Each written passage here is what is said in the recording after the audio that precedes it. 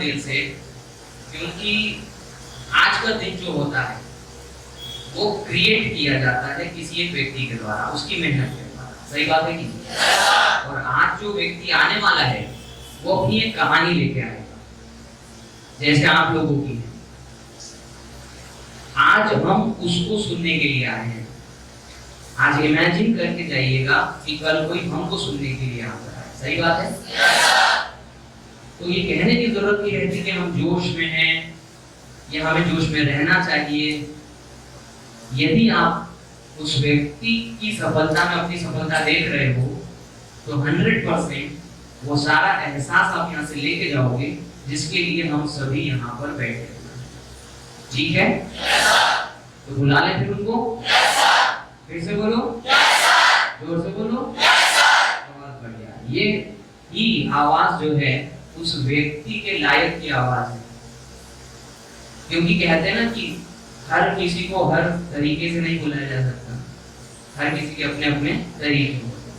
तो एक सफल व्यक्ति को बुलाया इस प्रकार से जाता है कि पूरे जोश के साथ हम उसे बुलाएं और उसकी सफलता के लिए उसे इसलिए बधाई दें क्योंकि सफलता हर किसी की झोली में नहीं आती। सही बात है ना? तो उसी की झोली में आती है जो सबसे बेस्ट अपना उस सफलता के लिए देता है। तो चलिए बिना किसी इंतजार के, बिना किसी व्यवस्था के हम उस व्यक्ति को बुलाते हैं और उनका नाम मैं पहले बता देता हूँ, उसके बारे में सारी जानकारी वो खुद बताएंगे। उनका नाम है मिताली सिसोदिया और उसके बाद की सारी जानकारी जो है वो खुद अपने द्वारा देंगे। इस सेशन को हम 2 भागों में रखेंगे, एक इंट्रोडक्शन और दूसरा है आपके सवाल जवाब। सही बात है? तो मैं उम्मीद करता हूँ कि आप बहुत सारे सवाल जवाब लेकर के आए हैं और जिसके अंदर जितने सवाल वो सफलता से उतना करीब, ये समझ लीजिएगा। और जो सवाल पूछने में संकोच करेगा सफलता भी उससे संकोच करती है। याद रखना है बात को। ठीक है? चलो बुलाने फिर।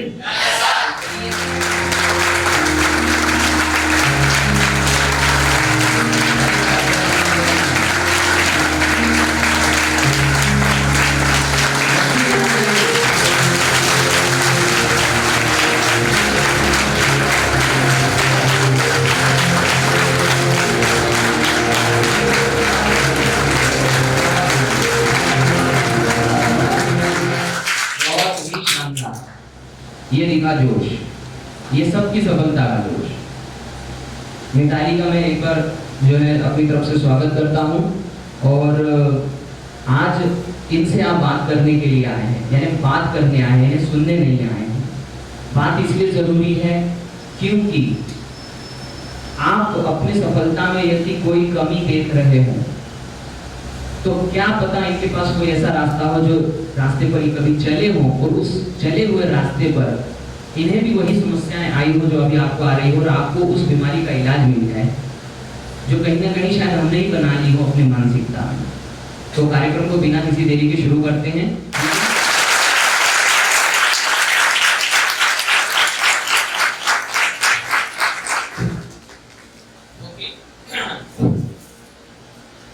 तो अब जैसे कि मैंने कहा था कि एक इंट्रोडक्शन पार्ट होगा और मिताली अपने बारे में एक इंट्रोडक्शन देंगी जिससे आपको सबको पता चल जाए कि जो जिन व्यक्ति को हम सुनने आए हैं आज वो कौन है, कहाँ से है, क्या है।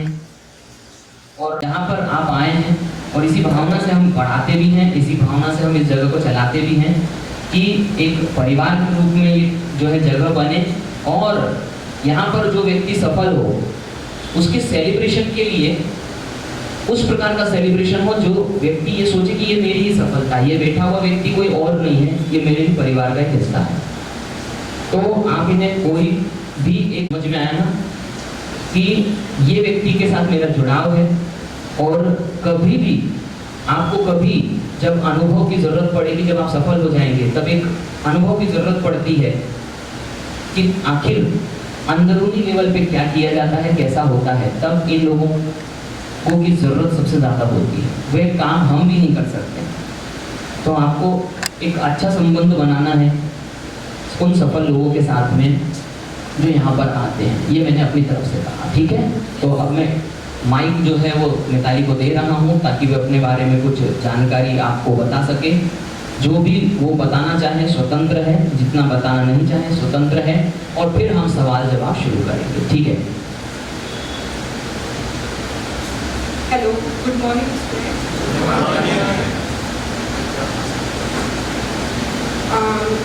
मेरा नाम मिताली सिसोदिया है। 2019 में मेरा सिलेक्शन हुआ तो फर्स्ट पोस्टिंग मेरी भिंड थी। भिंड नाम सुनते ही आपको लगा होगा कि गर्ल्स को जाना चाहिए या नहीं। तो सबसे पहले तो मेरे फादर ने मुझे मना कर दिया था कि भिंड तो हम नहीं भेजेंगे। फिर उसके बाद मैंने जिद करके मुझे भिंड जाना ही है। मतलब फर्स्ट जॉब थी, वो पहला सिलेक्शन था कि मेरे को जाना ही, एनी हाउ कंडीशन मुझे जाना ही है। तो फिर उसके बाद मैंने वहाँ ज्वाइन तो कर लिया भिंड। फिर वहाँ का एटमॉस्फेयर बहुत ज़्यादा अलग था, मतलब गर्ल्स के हिसाब से तो बिल्कुल डिफरेंट है। फिर 2 साल मैंने भिंड में जॉब करी। उसके बाद फिर और 2019 में सिलेक्शन हो जाता है। 1 साल में सर ने मुझे इतना अच्छे से कंटेंट्स प्रोवाइड करे, मोटिवेट करा, जिससे मेरा 1 ईयर में ही सिलेक्शन हो गया।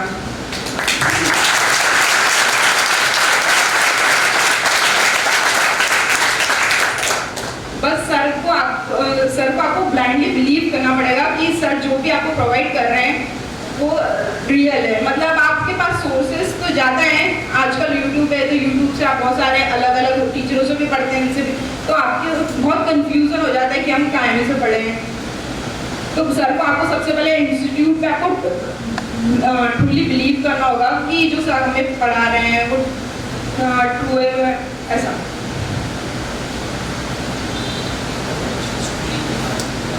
स्कूलिंग मेरी 12 तक 6 to 12 सेंट जोसेफ कॉन्वेंट में हुई है। देन BCA मैंने पूनम चंद से करा हुआ है। उसके बाद फिर मैंने MCA SCS IT इंदौर से करा था।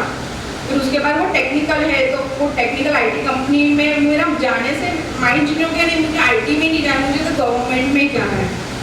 फिर उसके बाद पूरे मेरे फील्ड ही पूरी चेंज हो गई।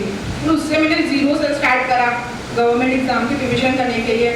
पहले मैं सेल्फ ही करती थी, लेकिन सेल्फ में मेरे जैसे कि 0.25 ऐसे मेरे मार्क्स से मैं रह जाती थी कट ऑफ से। फिर मेरे को इंस्टीट्यूट का एक लड़की आती थी आकृति टोक से, तो उसका बैंक ऑफ इंडिया में हुआ तो वो सर ने ही उसे गाइड करा था, तो मैंने उनके थ्रू ही यहाँ आई थी। फिर यहाँ आते से मेरा 1 साल में सर ने मुझे इतने अच्छे से मोटिवेट करा और 1 साल में ही मेरा सिलेक्शन हो गया। क्योंकि मेरे अंदर बहुत सारी ड्रॉबैक थे जो मैं कर नहीं पाती थी, सेल्फ नहीं कर पा रहे थे। सिर्फ बहुत सारी चीज़ रहती है जो अपन खुद सेल्फ नहीं कर पाते हैं, क्योंकि हम कभी कभी दूसरों के एक्सपीरियंस से भी एक्सपीरियंस लेना चाहिए। ऐसा नहीं कि खुद के एक्सपीरियंस से ही मैं एक्सपीरियंस ले।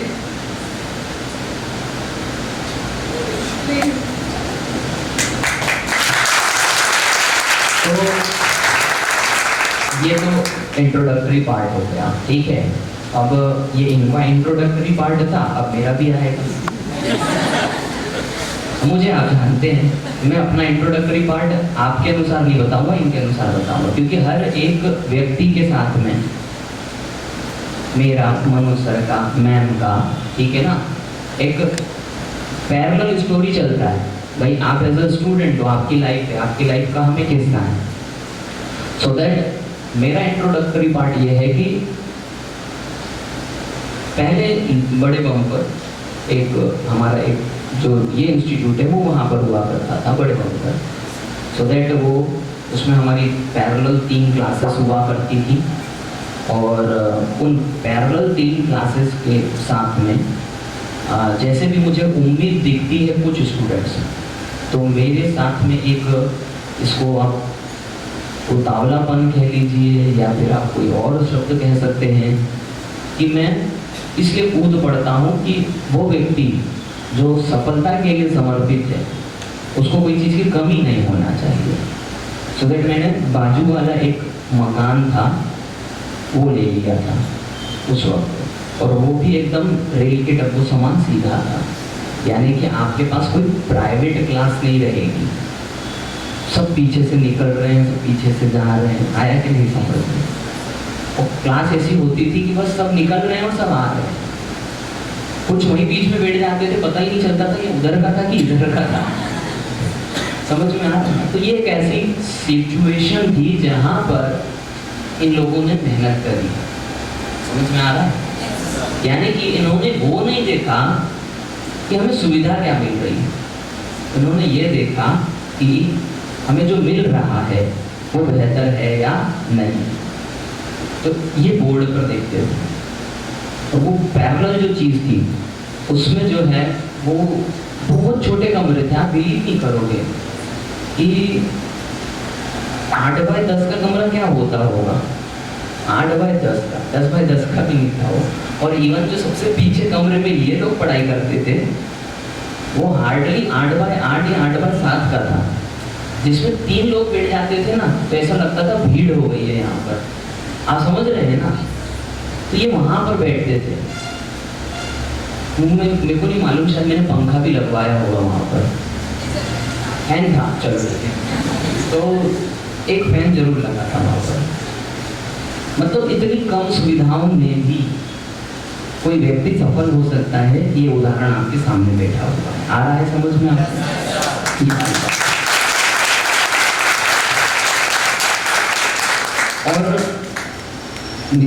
और मिताली के साथ में जो भी स्टूडेंट्स थे, मिताली के साथ में प्रियंका थी, प्रियंका नायक, अभी सब इंस्पेक्टर है वो बुरहानपुर में।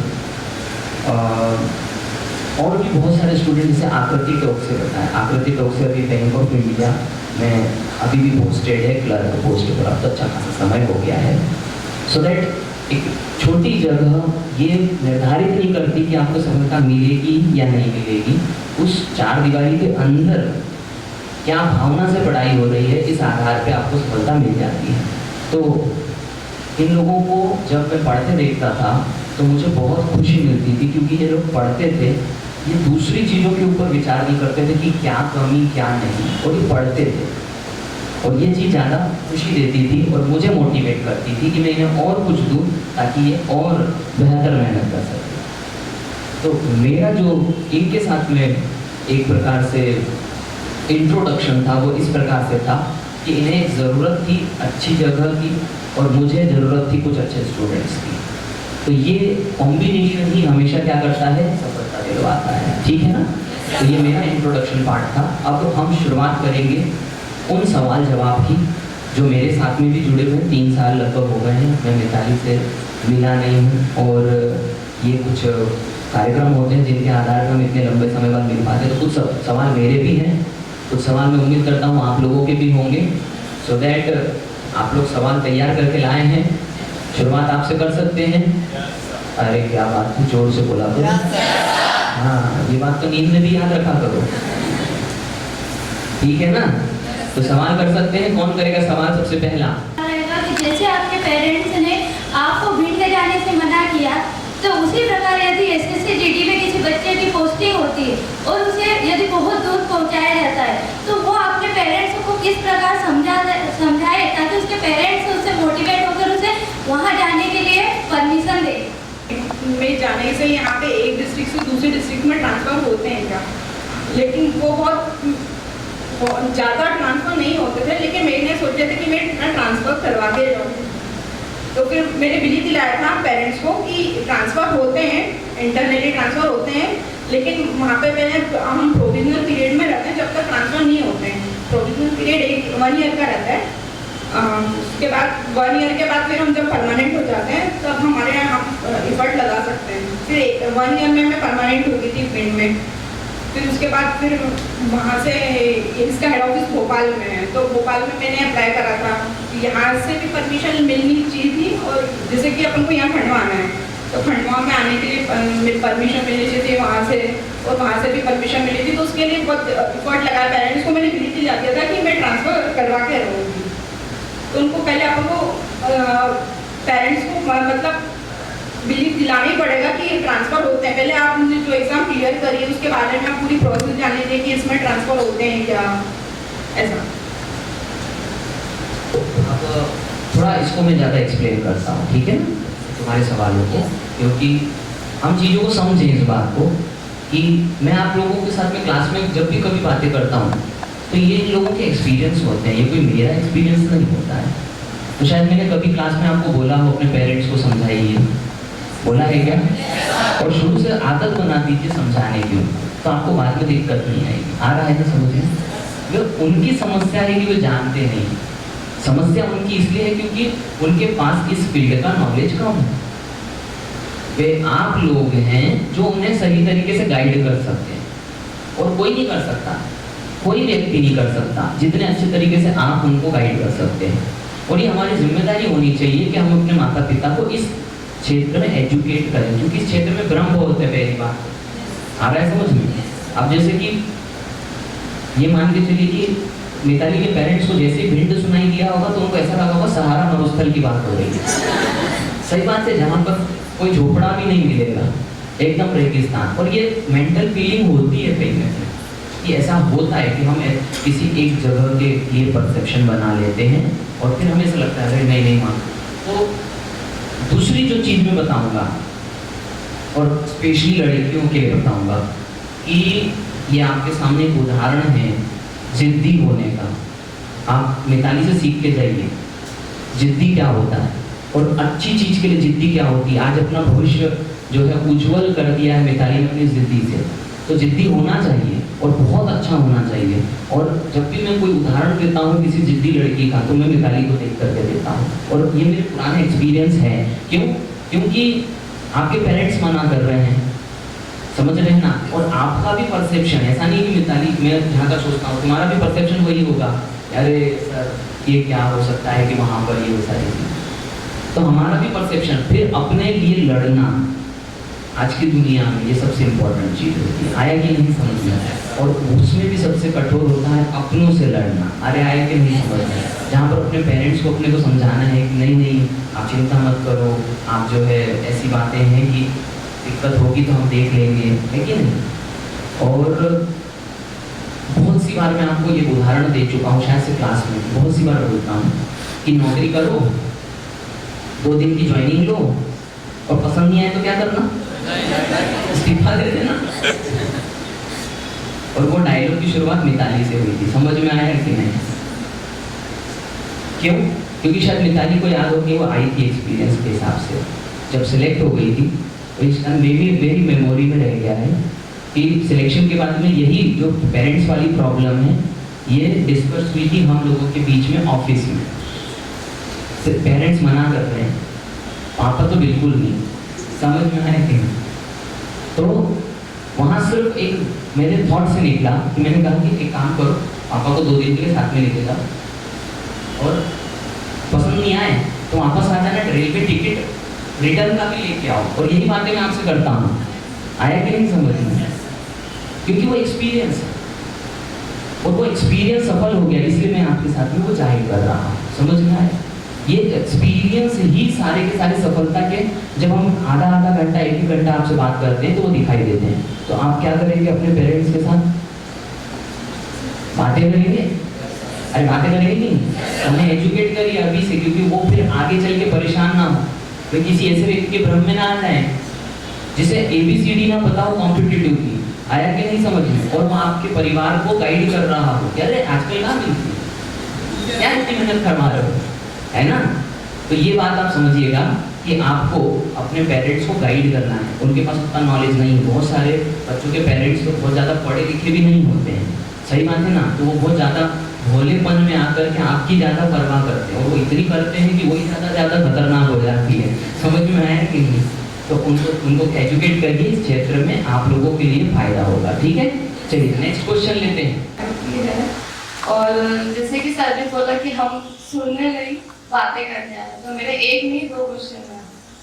सबसे पहला क्वेश्चन ये है कि जैसे हम कोई टारगेट करते हैं कि हाँ मुझे ये एग्जाम क्वालिफाई करना है, तो पहले दिन पढ़ा, सेकेंड डे रिविजन किया, और तीसरे दिन नहीं पढ़ा तो 4th दिन वही चीज़ हमें नहीं लगती है, वो लगता है कि पता नहीं क्या है, कब पढ़ा था। और सबसे मेन चीज़ ये रिविजन होना जरूरी है, और सबकी कंडीशन, सबकी फैमिली की कंडीशन एक जैसी नहीं होती है, सब अलग अलग फैमिली से होता है।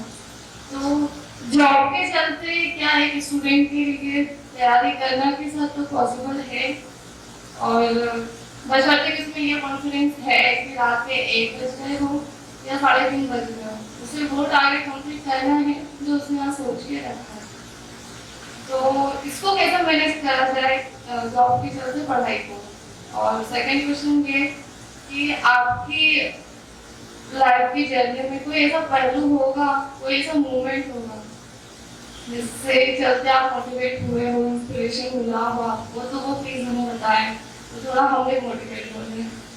और नेगेटिव विचार को कैसा मैनेज करें। आपने रिवीजन का बोला था, तो कॉम्पिटिटिव एग्जाम पूरा रिवीजन पे ही बेस्ड है। जैसे कि आप रोज घर में खाना बनाते हैं, रोज जब रोटी बनाते हैं, तो हम रोज अपना एक ही काम करते हैं कि हम खाना बनाते हैं, तो वो पहले हम नए नए सीखते हैं जब खाना बनाना, तो हम 2 घंटे में बना पाते थे। फिर हम वही चीज़ रोज प्रैक्टिस करते हैं तो हम 1 घंटे में पूरा खाना बना के। अब पढ़ाई भी वैसे ही शुरू में चीज़ें अपन को सब नहीं लगेगी, उसको सीखना पड़ेगा। फिर उसके बाद हम रोज वो एक ही चीज़ पढ़ रहे हैं, रोज रिवीजन कर रहे हैं, रोज मॉक दे रहे हैं, तो वो तो ऐसा नहीं कि हम अगले दिन भूल जाते हैं, बस हमको उसको वापस से रिकॉल करने देती हैं चीज़ें। हमको एग्जाम में याद रहता है, ऐसा होता है। मैं भी एग्जाम में जाती थी, फिर मेरे को ऐसा लगता है कि मेरे को तो कुछ भी नहीं आता, लेकिन जब हम हमारे सामने टेस्ट आते हैं तो हमें सब आने लगता है। वो अपन को ऐसा लगता है क्योंकि हम जब एग्जाम देते हैं तो हम बहुत नर्वस हो जाते हैं, लेकिन जब पेपर सामने आता है तो फिर पूरा रिवीजन पे रहता है। कॉम्पिटिटिव है, अब अपन ने रीजनिंग पढ़ी तो रीजनिंग का हम याद तो नहीं कर सकते, जो लॉजिक है वो हम अप्लाई कर देते हैं, बस हमको अपने ऊपर कॉन्फिडेंट कम होता है। और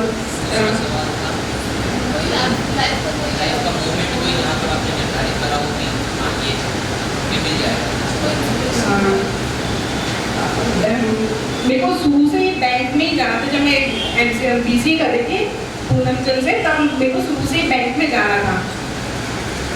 तो फिर जैसे कि मैंने आकृति का एग्जाम्पल दिया कि उसकी 2 एग्जाम निकल चुकी थी, प्री भी निकल गई थी, मेंस भी निकल गई थी PO की, बैंक ऑफ इंडिया में। तो मैंने उसको ही देख के मोटिवेट होती कि उसकी निकल सकती है तो मेरी क्यों नहीं निकल सकती है, जब वो कर सकती है। क्योंकि हम लोग स्कूल हमने हमारी साथ में हुई है, तो मैं आकृति जो यहाँ पे आती उसको ही देख के मोटिवेट होती हूँ।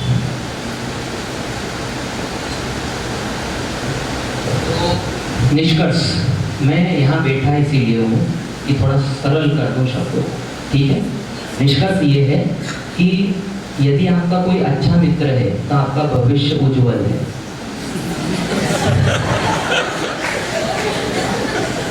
आप समझ गए बात की। दूसरा पहलू तो मेरे को समझाने की जरूरत नहीं, आ रहा है समझ में।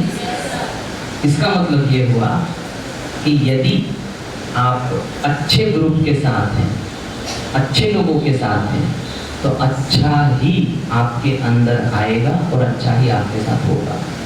सही बात है। अब इस कड़ी को सिर्फ आकृति तक मत छोड़िए। आकृति जब कभी आए तब उसके लिए वो कड़ी कोई और होगी। आया कि नहीं समझ में? तो ये सफलता की कड़ियाँ हैं। आप में से बैठे हुए बहुत सारे लोग हो सकता है कि उनके मन में कुछ भी ना विचार हो, लेकिन आज देख करके मिताली को कोई विचार पनप जाए। समझ में आया ना? तो जो बात मिताली ने आकृति के लिए कही वही बात आप किसी और के लिए या मिताली के लिए कहेंगे।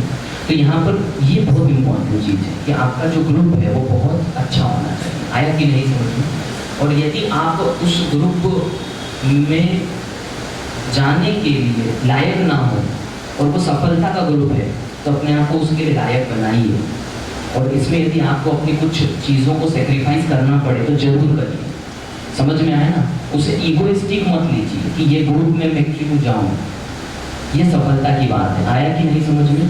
और ये अब मेरा सवाल है कि आप लोगों ने जब तैयारी करी थी, बहुत सारे लोग थे, आज आप जब सफल हो गए हैं तो आपके जो लाइफ है एज ए इंडिविजुअल, पहले और अभी में क्या कंपैरिजन लगता है, ये थोड़ा सा मेरा एक सवाल है। इनको आप अपने प्रीवियस और अब के एक्सपीरियंस के साथ में एक जो भी आप जानना चाहें, मतलब जो भी आप बताना चाहें वो बता सकते हैं। तो क्या डिफरेंस है एग्ज़ाम क्वालिफाई होने से पहले और बाद? इंडिविजुअल आपके अपने विश्वास में क्या परिवर्तन आया या फिर आपकी सोच में क्या परिवर्तन आया आपके प्रति?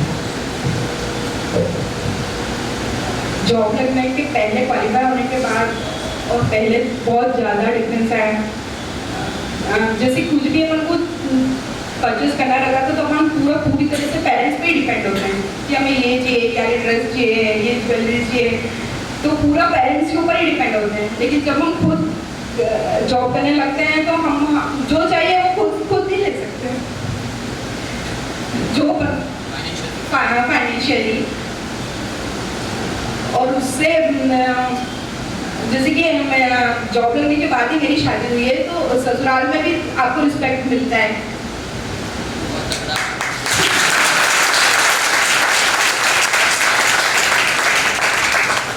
जो मेरे लॉज हैं, मतलब वो भी हमको सब रिस्पेक्टफुली देखते हैं। इसको हम ये कह सकते हैं कि हर किसी का लाइफ अलग अलग है। सही बात है ना? हर किसी का लाइफ अलग है। जिसने जीवन में सही समय पे सही निर्णय लिया, सही बात है ना, उसके लिए कुछ अलग बात है। तो सही समय पे सही निर्णय लीजिए और सही समय पर फाइनेंशियल फ्रीडम हासिल करिए। सही बात है ना? सही समय पे फाइनेंशियल फ्रीडम हासिल करेंगे तो वो जिंदगी में बहुत लंबा जाएगा। और ये उदाहरण आप देख सकते हैं, समझ में आया? बहुत ज़रूरी नहीं है कि आपके पास बहुत पैसा हो, लेकिन आपकी ज़रूरत का तो होना चाहिए ना, और वो समय पर होना चाहिए।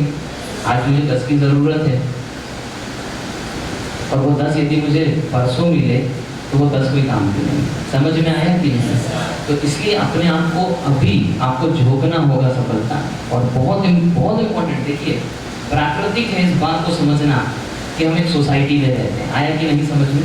और जिस सोसाइटी में जो मापदंड चलते हैं, यदि उस हिसाब से आप अपने आप को परफेक्ट बना लेंगे तो आपको हर वो चीज़ प्लस प्लस प्लस प्लस मिलेगी। आया कि नहीं समझ में? कहीं पर भी कोई कमी नहीं रहेगी। तो यही हम क्लासेस में भी बात करते हैं।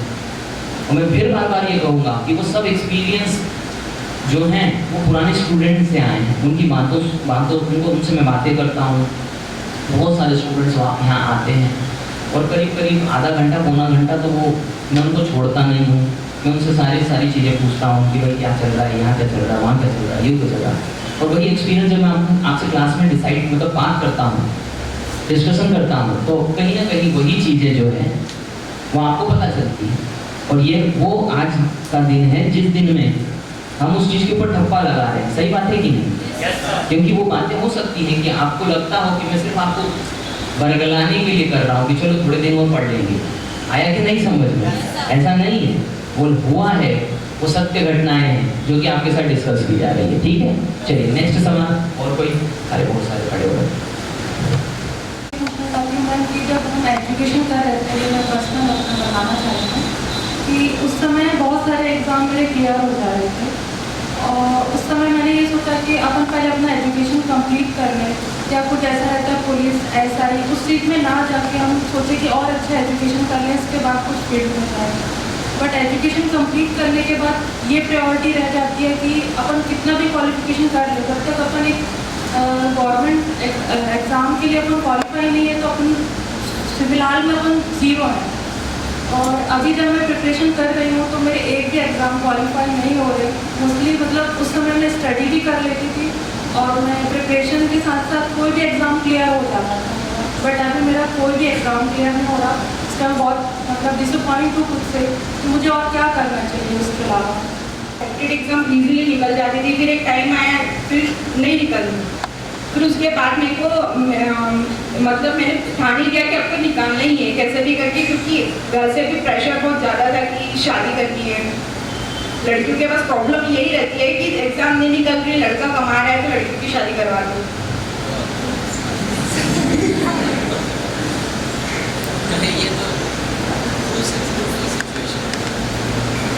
तो मैंने घर पे पेरेंट्स से पहले क्लियर कर दिया था कि जब तक मेरी जॉब नहीं लगेगी मैं शादी नहीं करूँगी।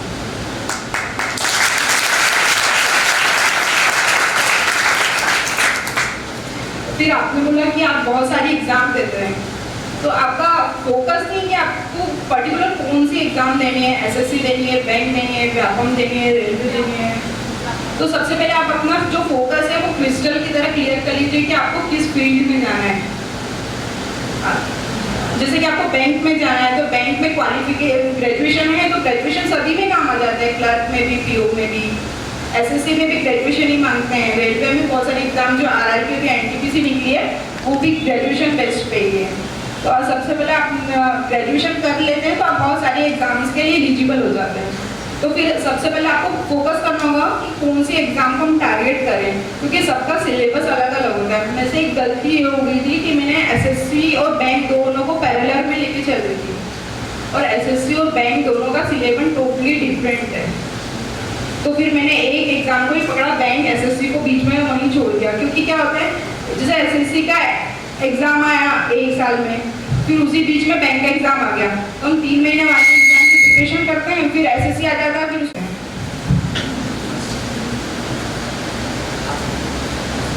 सेटिस्फाइड?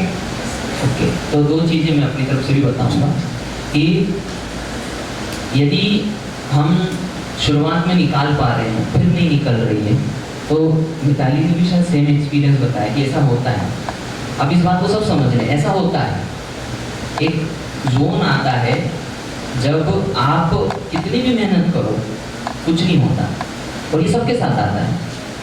कुछ भी कर लीजिए, और शुरुआत में इसीलिए, और ये सबके साथ में एक्सपीरियंस मेरे द्वारा देखा गया है कि शुरुआत में बहुत इजी लगता है कोई टास्क, क्योंकि वो नया नया होता है एक्चुअली, और नई नई चीज़ में आप बहुत जोश में होते हो। लेकिन जब भार बढ़ता है तो फिर क्या हो जाता है, कहीं ना कहीं हम अपनी ही उलझनों में क्या होते हैं, परेशान होते हैं। तो अभी 2 जगह एनर्जी हो सकती है खराब, जहाँ पर कि आपके पास में एक सोच है, पहले आपके पास ये सोच नहीं थी कि होगा कि नहीं होगा, बस कर रहे हैं तो उसमें हो जाता है।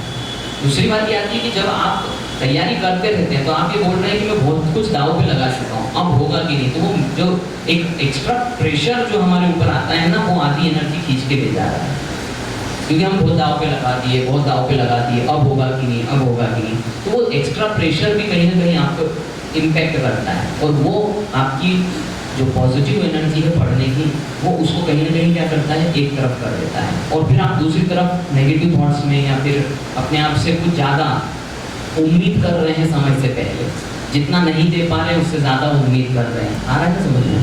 तो शुरुआत में चीज़ें सरल ही होती हैं, बाद में वो कॉम्प्लिकेट होती हैं। इसीलिए बार बार ये समझना ज़रूरी है हमें कि हम किस परिस्थिति में हैं। जिस परिस्थिति में हो उस प्रकार का व्यवहार करो। सही बात है ना? यदि आप शुरुआती स्थिति में हैं तो आप बहुत रिलैक्सेशन स्थिति में, अभी तो आपको परफेक्ट रिजल्ट मिलेंगे, लेकिन जब आप भार आपका बढ़ता जाता है उसी काम को करने में, तब आप ये समझिए कि आपका स्थिर होना जरूरी है। यानी कि सिर्फ काम करिए, रिजल्ट की उम्मीद मत करिए ज़्यादा, रिजल्ट अपने आप हाथ में आ जाएगा, थोड़ा सा समय है ना। तो करिएगा, प्रयास अपन साथ में कर ही रहे हैं। और कोई सवाल? अच्छा, तुमने हाथ खड़ा किया। जैसे मैंने एग्ज़ाम क्वालिफाई कर चुका हूँ, तो वो एग्ज़ाम क्वालिफाई कर चुका हूँ, लेकिन मैम जैसे मैं कुछ पॉइंट से रख चुका हूँ, तो जब मैं अब पढ़ाई करते बैठता हूँ तो वो चीज़ मेरे माइंड में बहुत चलती है कि काश मेरे कुछ पॉइंट ज़्यादा नंबर आ जाते तो आज मेरी गवर्नमेंट एम्प्लॉय होता। तो वो बात मुझे आज पढ़ाई करने में बहुत डिस्टर्ब करती है। जैसे मैंने एसएससी एग्ज़ाम भी निकाल चुका हूँ जिसमें मैं 0.07 से रहा हूँ, और एक एग्ज़ाम एमपी पुलिस है जिसमें मैं 0.02 से रहा हूँ।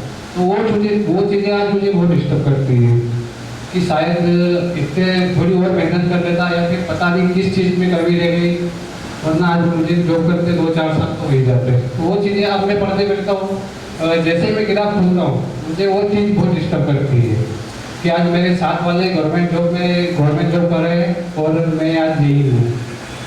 तो ये चीज़ें मुझे बहुत डिस्टर्ब करती हैं।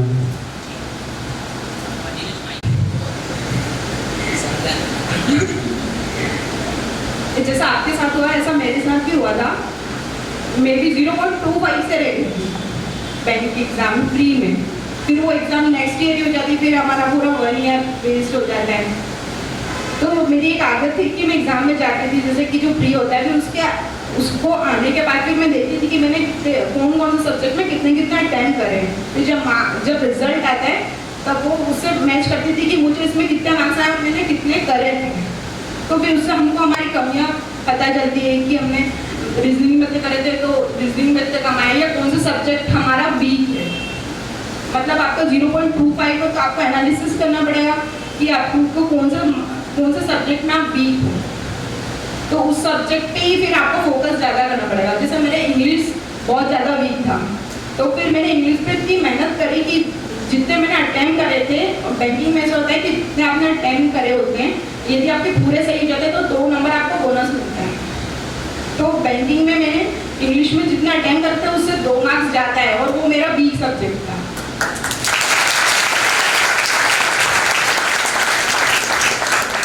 मतलब जो आपकी कमियां हैं तो आपको उसकी स्ट्रेंथ बनानी पड़ेगी। कुछ सब्जेक्ट ऐसे रहते हैं जो हमारी स्ट्रेंथ रहता है, जैसे कि मेरा स्ट्रेंथ सब्जेक्ट रीजनिंग था। रीजनिंग में जैसे 40 क्वेश्चन आते थे तो मैं पूरे 40 अटेम्प्ट करके 40 मार्क्स आते हैं। तो कुछ सब्जेक्ट ऐसे रहते हैं जो हमको जिता देते हैं लास्ट, और कुछ हमारे थोड़े वीक रहते हैं सब्जेक्ट, तो उसमें हमको थोड़ा एफर्ट लगाना पड़ता है कि हम उस कट ऑफ को निकाल लें। तो कुछ आपको आपके फेवरेट सब्जेक्ट बनाने पड़ेंगे जिसमें आपकी ज़्यादा कमांड है। तो सवाल का जवाब टेक्निकली मिल गया है, और टेक्निकली ये था कि अपने सब्जेक्ट्स के ऊपर आप थोड़ा सा विचार करें। फिलोसफिकली भी समझना पड़ेगा, क्योंकि फिलोसफिकली का मतलब आपकी समस्या पढ़ाई नहीं है, कहीं ना कहीं आपकी समस्या वो बोझ है जो पुरानी यादें हैं। और मैं यदि दुनियादारी में बात करूं तो दोस्त फेल हो जाए तो दुख नहीं होता, टॉप करे तो बहुत दुख होता है। ये प्रैक्टिकल है, इसमें क्या हम करते हैं, मतलब इसको छुपा के रखेंगे तो ये तो मूर्खता हुई। ये सब सोचते हैं ये ऐसा ही दुनिया चलती है, और यदि ये ना होना तो बड़ी चीजें नहीं हो पाएंगी। क्योंकि जब तक आप या तो खुद को या दूसरों को दिखाने के लिए नहीं करोगे तो आप करोगे क्यों, कोई काम क्यों करोगे।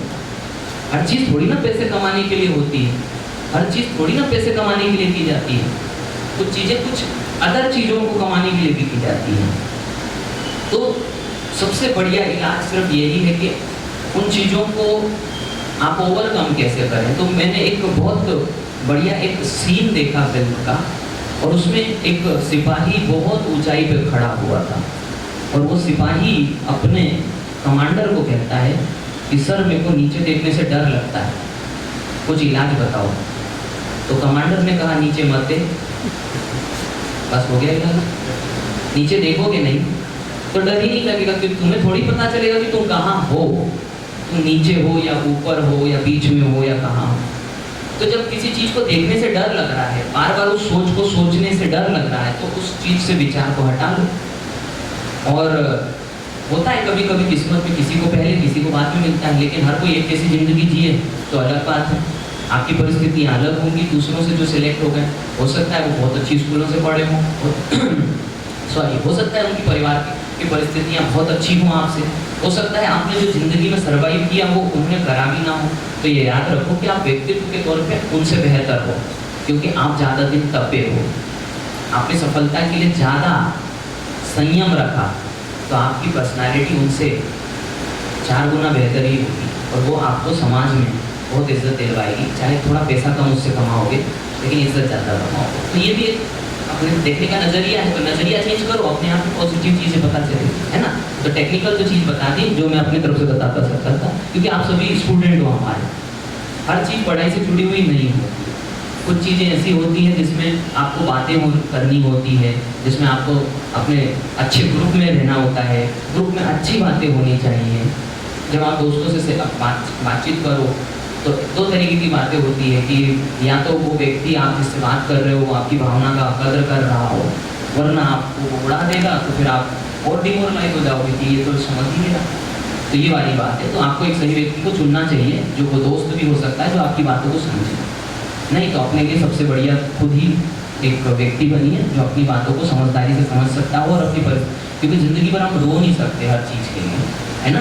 हमें अपने लिए समझदारी के निर्णय भी लेने पड़ते हैं, और इसी को कहते हैं कि व्यक्तित्व तभी बनता है जब आप अपने लिए सही निर्णय लो, है ना।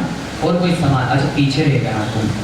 कि मेरा आज सवाल है मेरे आपसे कि जैसे पहले आप जब हमारे लाइफ में थे, जैसे स्टूडेंट लाइफ में, तब आपके विचार कुछ होंगे कि मैं मेरी सफलता के बाद कुछ समाज में ये परिवर्तन लाऊंगी, या जैसे आज सर की हम देखते कि राहुल जी सर के द्वारा बच्चों की सफलता खुद की सफलता मानते हो कि आप सफल हो जाओ मैं सफल हो जाऊँ। लेकिन मैं मानता हूँ कि राहुल सर सफल है तभी हमारी सफलता की इतनी चिंता करते हैं। वैसे ही आपका कुछ विचार होगा कि मैं अगर सफल हो जाऊंगी तो समाज में ये परिवर्तन लाऊंगी। ये थोड़ा पढ़ाई से अलग था लेकिन अच्छा बना। तो सबसे पहले गर्ल्स को मोटिवेट करें।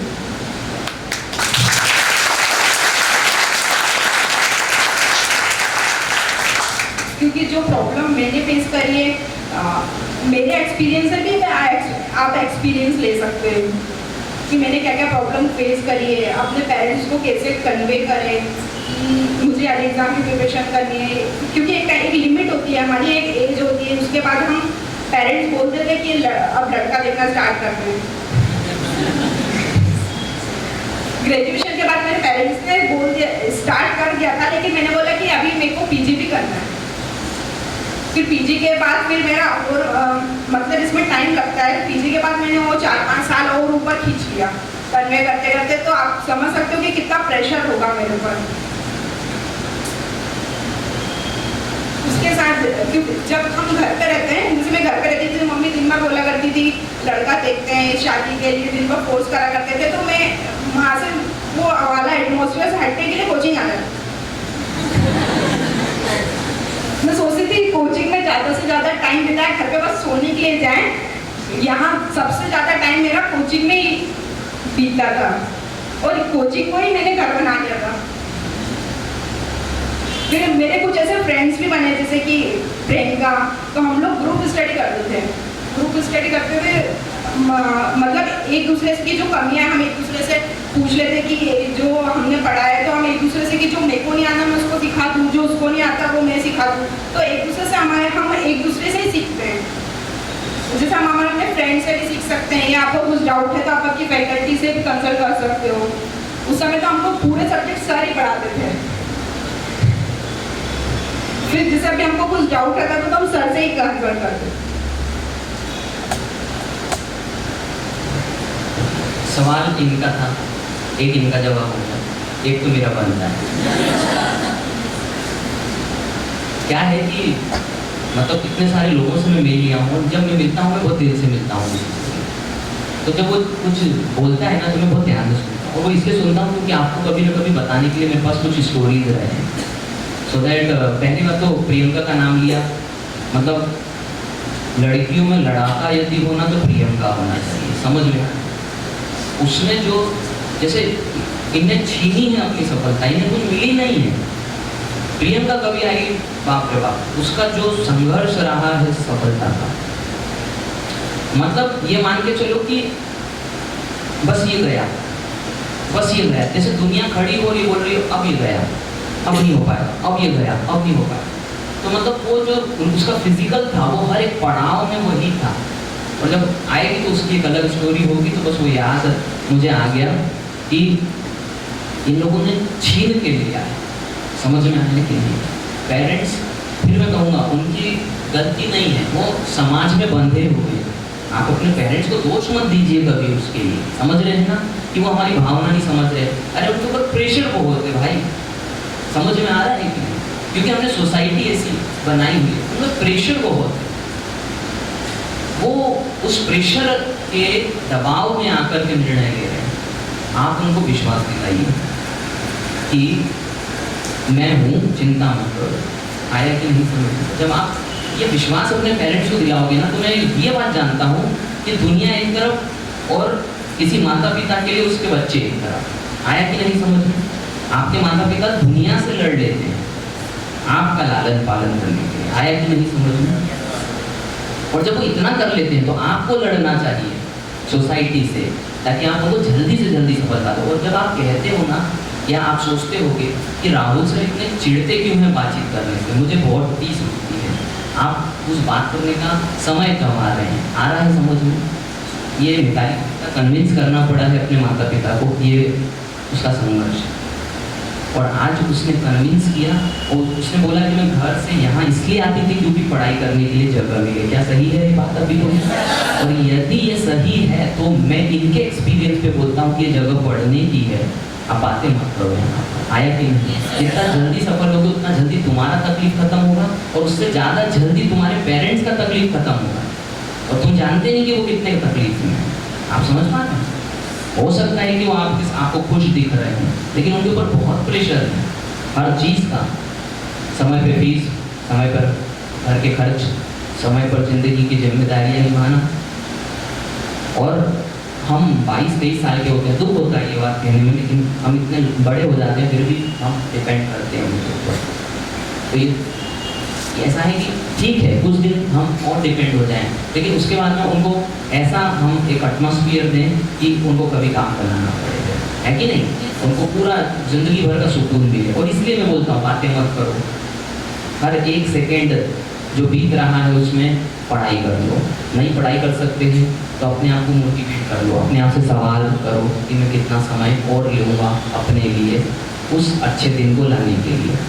तो ये बात समझिएगा कि जैसे हर एक जीवन में ऐसा होता है, बच्चे जो होते हैं ना वो सबके होते हैं, सही बात है कि नहीं? बच्चे जो होते हैं, बच्चे हम सब बच्चे थे ना, हम बच्चे थे तो सबके थे। फिर हम जैसे जैसे बड़े होते हैं ना हम सबके नहीं रह जाते, और जैसे जैसे दुनिया के अनुभव मिलते हैं हम अपने ओर हो जाते हैं। तो जब बच्चा बहुत छोटा होता है तो वो बोलता है मैं विश्व के लिए ये करूँगा। जब वो थोड़ा बड़ा होता है तो वो बोलता है मैं भारत के लिए ये करूँगा। जब वो थोड़ा और बड़ा होता है और किसी राज्य में रहता है तो बोलता है मैं राज्य के लिए ये करूँगा। जब वो थोड़ा और बड़ा होता है और उसे कुछ अनुभव मिलते हैं तो बोलता है मैं अपने शहर के लिए ये करूँगा। अब वो कहाँ से कहाँ आ रहा है समझ में आ रहा है ना? फिर वो बोलता है मैं मेरे मोहल्ले के लिए करूँगा। फिर बोलता है मेरा घर ही ठीक है। फिर बोलता है बस मैं ही ठीक हूँ, है कि नहीं? तो ये श्रिंक क्यों हुआ? जो दुनिया के एक्सपीरियंस है कि नहीं? और वो व्यक्ति बहुत कमाल होता है जो बड़ा तो होता है लेकिन उसका दिल भी बड़ा ही रहता है, और ये बहुत मुश्किल काम है। और एक बार हमारे सभी देश के स्वतंत्रता सेनानियों के लिए जोरदार ताली।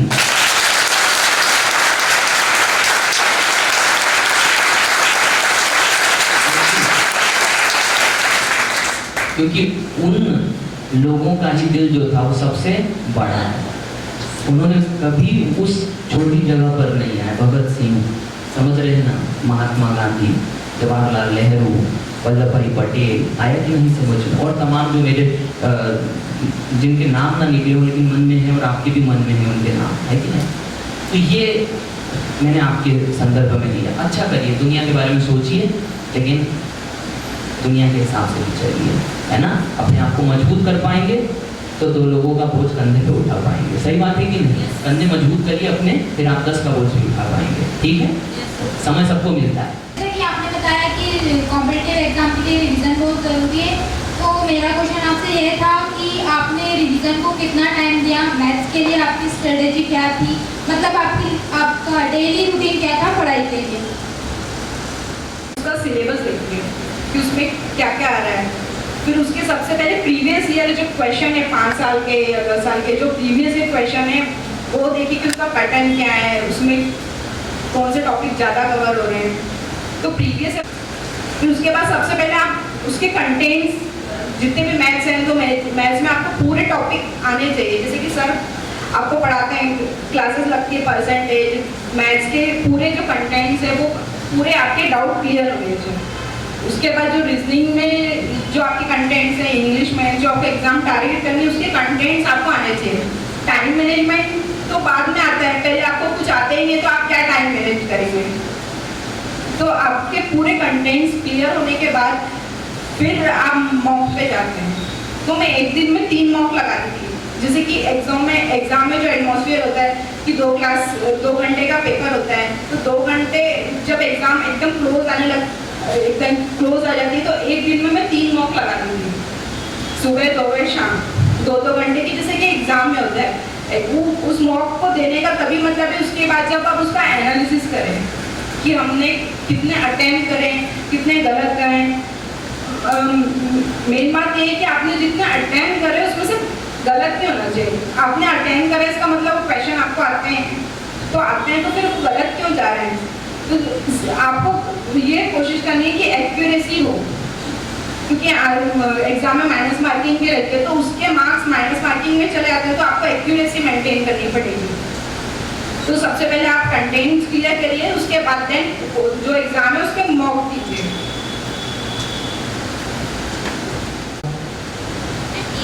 MTS पक्का, MTS यदि आपने कह दिया ठीक है तो MTS हो गया, अभी मिताली ने कुछ बोला था, उसको सेक्रीफाइस करना पड़ा था, बैंकिंग और एसएससी सेक्रीफाइस करना पड़ेगा। आ रहा है समझ में? दो चीज़ें, पहली बात हो गई आपसे मैंने पूछा बैठ जाओ, इसके बाद में सबके लिए जैसे कि हम यहाँ पर करते हैं।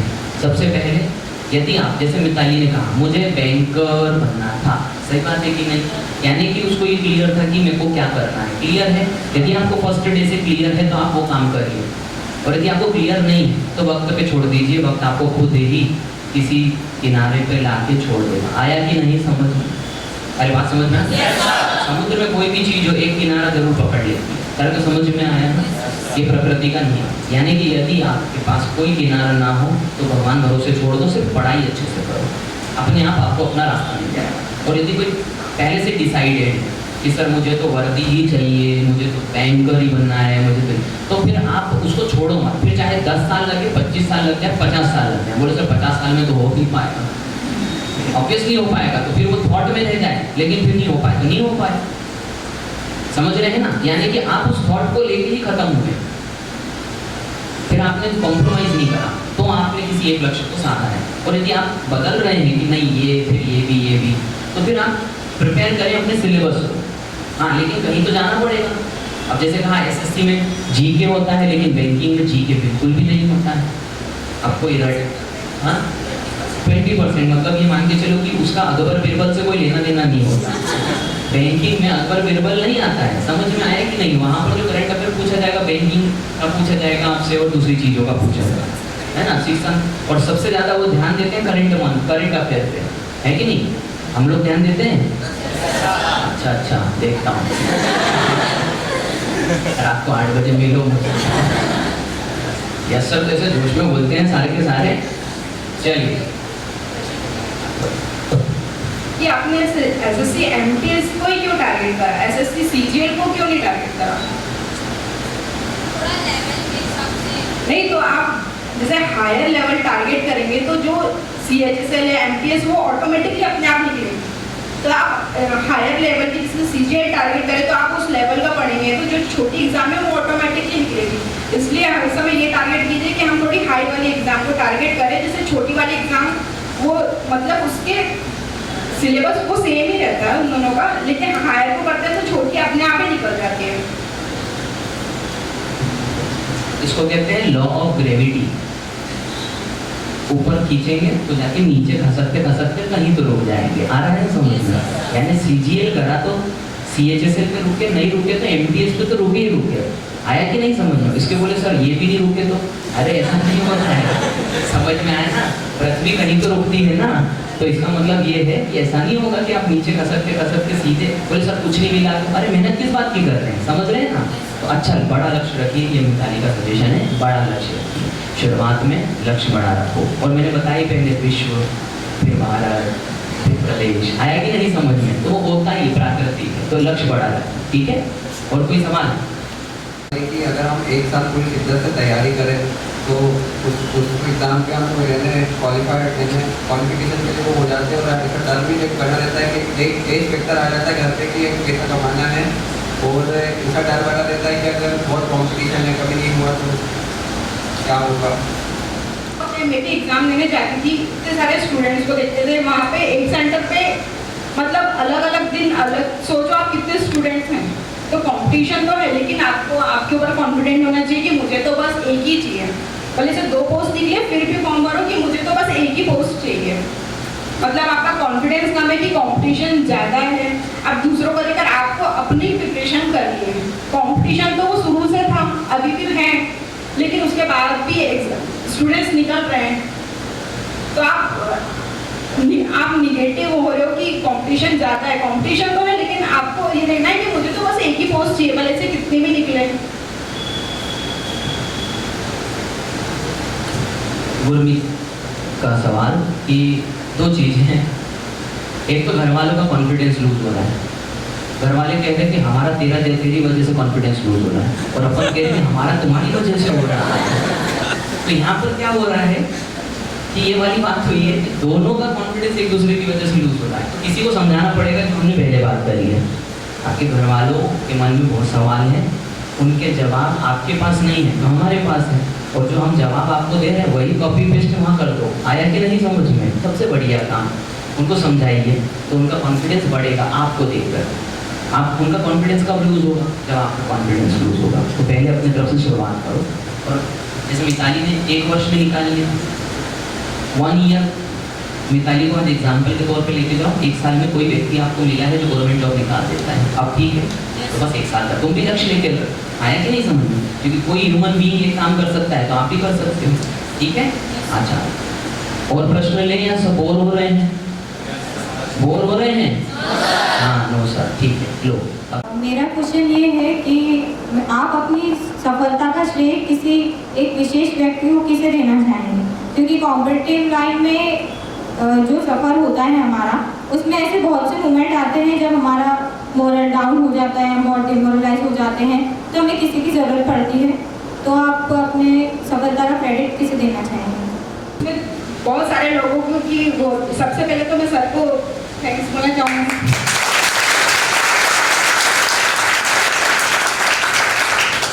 फिर उसके बाद मेरी मॉम,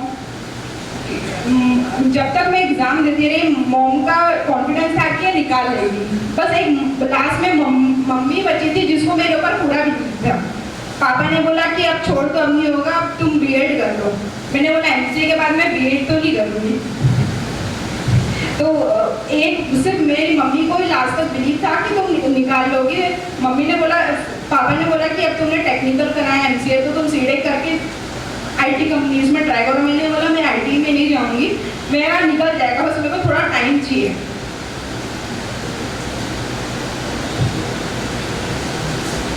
सबसे आखिरी में सबके साथ में मम्मी ही रहेगी, पहली बात तो ये समझ लो।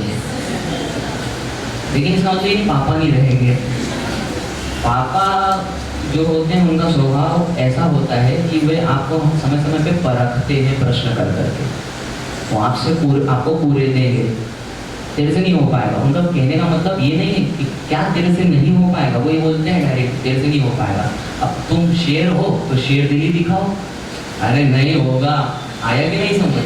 तो उधर फिर एक मैसेज आता है कि नहीं आ रहा है समझ में। तो कभी भी ये थॉट को ऐसे लेना आपने कि उनको वो सिर्फ आपको परखना चाह रहे हैं, आया कि नहीं समझ में। तो इस प्रकार से आपके जीवन में कोई ना कोई व्यक्ति होता है जो आपको सपोर्ट करेगा।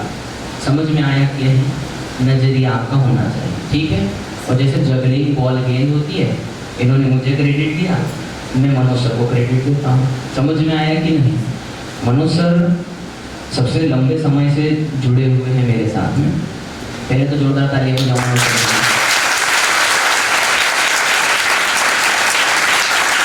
और आप ये कह लो कि मैं यहाँ दिख जाता हूँ आपको, समझ में आ गया? हाँ ठीक है, मैंने इंस्टीट्यूट को मैंने इस्टेब्लिश करा, ठीक है।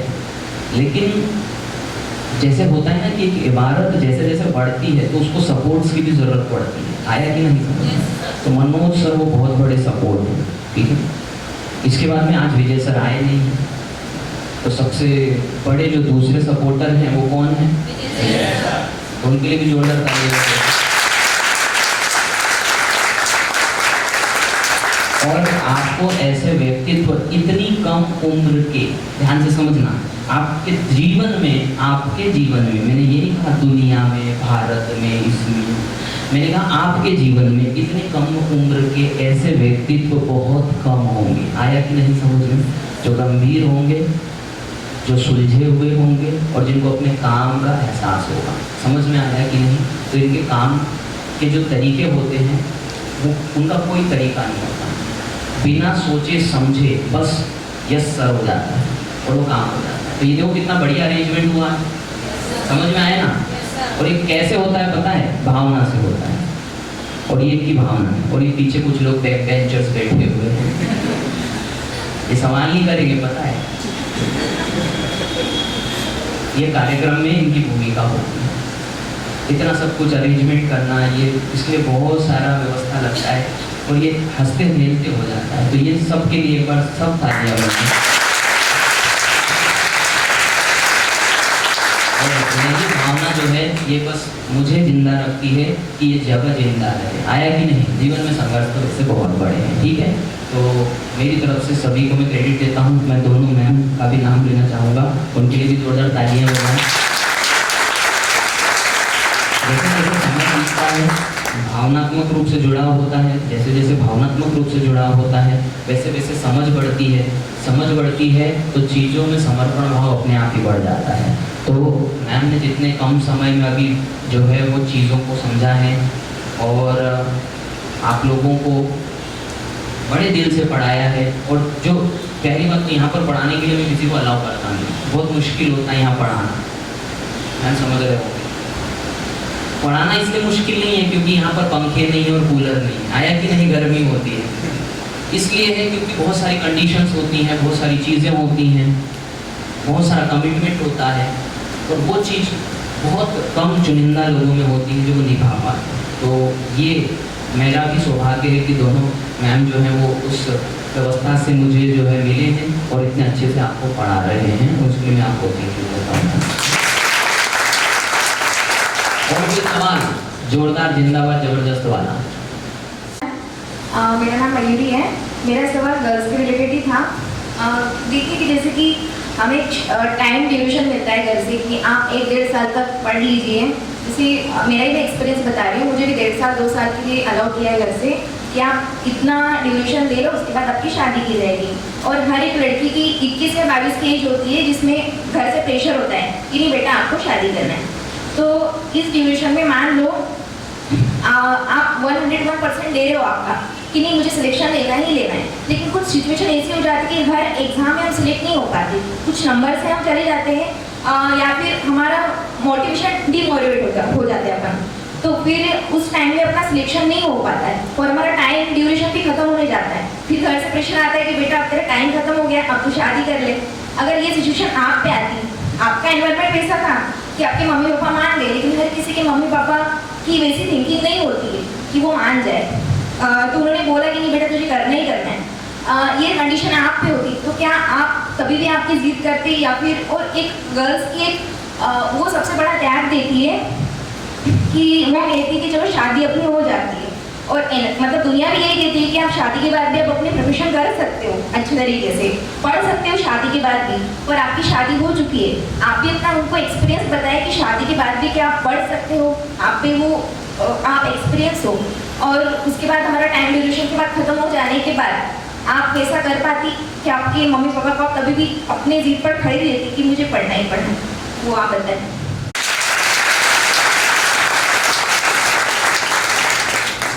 दो एग्जाम निकाल के प्री निकाल लिया था, लेकिन जॉब के साथ मुझे टाइम नहीं मिल पा रहा था। मेंस के लिए बहुत कम टाइम था, लेकिन दो, एक LIC निकली थी और एक PO की निकली थी बैंक की, तो मैंने वो जॉब के साथ ही मैंने प्रिपरेशन करी थी। ऑफिस में जैसा टाइम मिलता था वैसे मैं मैनेज कर लेती थी। हेड ऑफिस था तो ब्रांच में इतना काम, हेड ऑफिस में इतना काम नहीं होता है, तो वो ऑफिस में, और अभी भी मैं करंटली प्रिपेयर कर रही हूँ आफ्टर मैरिज। अभी मैं PO के लिए प्रिपेयर कर रही हूँ, तो उसके लिए मुझे टाइम निकालना पड़ता है, टाइम मिलता नहीं, टाइम आपको कैसे भी आपके लिए छीनना पड़ता है खुद। तो जब आपके पास टाइम कम रहता है तो आप फिर और एक्यूरेसी आ जाती है। जैसे कि मैं जॉब के साथ प्रिपेयर करी थी तो मुझे पता था कि मुझे 2 घंटे का टाइम मिला है और मुझे एग्जाम दिखानी है। तो जब मैं यहाँ पढ़ते थे तो हम 10 घंटे पढ़ते थे, अब वही 10 घंटे का काम तो मुझे 2 घंटे में करना है, तो हम एकदम स्पेसिफिक हो जाते हैं कि 2 घंटे में मुझे हाँ वो ख़त्म करना ही है। तो जब हमारे पास टाइम कम रहता है और हम स्पेसिफिक पढ़ते हैं तो और चांसेस बढ़ जाते हैं। टाइम कम होने के कारण और प्रेशर ज़्यादा होने के कारण हमारे वो चांसेस बढ़ जाते हैं। तो आपके पास टाइम कम है तो आपको और फास्टली करना पड़ेगा कि मुझे करना ही है, और फिर अपने पेरेंट्स को थोड़ा बिलीव दिलाओ कि मेरे जैसे आप रिजल्ट आता है आपको, तो आपके पेरेंट्स को बताओ कि मेरा इतने से रह गया, 0.25 से रह गया है, तो फिर वो आगे जब भी तो बिलीव आएगा ना पेरेंट्स को कि मेरा इतना रह कि मैं कर सकती हूँ। दो चीज़ें कि सफलता एक ट्रिक होती है और उस ट्रिक को आप समझ गए तो आप हर बार हर एग्जाम में वो ट्रिक लगाते हैं और सफल हो जाते हैं। यानी कि मिताली की पहली एग्जाम निकली, फिर 2 एग्जाम निकल गई, वो ट्रिक समझ गए कि ये ट्रिक होती है। तो तो पहले 10 घंटे में वो ट्रिक खोजते थे, सही, वो 10 घंटे मेहनत करके वो ट्रिक खोजते थे, और जब वो मिल गई तो 2 घंटे की पढ़ाई में भी वही ट्रिक लगा के पास हो गए। तरह समझ रहे हो? कहने का मतलब क्या है? कहने का मतलब इतना सा है कि अभी जो आप कर रहे हो वो अपने लिए ट्रिक बना रहे हो। आया कि नहीं समझ में? दूसरी बात ये है आपका सवाल कि यदि आप के साथ ये सिचुएशन होती कि घर वाले यदि ये कहते थे कि नहीं आपको छोड़ना ही पड़ेगा, आया कि नहीं समझ में? अब मैं आपको सिर्फ ये एक बात बता रहा हूँ, इसलिए मैं ये नहीं कहूँगा कि आपको ऐसा करना चाहिए या नहीं करना चाहिए। तो एक प्रकृति का नियम है कि स्ट्रॉन्गेस्ट विल बी सर्वाइव, सही बात है कि नहीं? जंगल का नियम है। जंगल का नियम क्या कहता है? जो सबसे मजबूत होगा जंगल उसको ही जीने का मौका देगा, वरना कोई दूसरा दिन का सूरज नहीं देख पाएगा, सही बात है कि नहीं? और ये मान के चले मनुष्य भी एक प्राणी है, यहाँ जीत उसकी होगी जिसकी सोच में ताकत हो। आया कि नहीं? तुम्हारे माता पिता की सोच में ताकत है तो तुम्हारी शादी करवा देंगे, और तुम्हारी सोच में यदि ताकत है तो तुम घर से भाग जाओगे।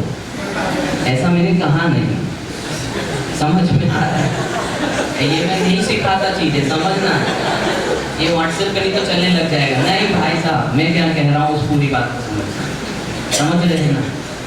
पहली बात, आप ऐसा मौका ही क्यों आने दो कि आपके घर वाले आप पे विश्वास ना करें।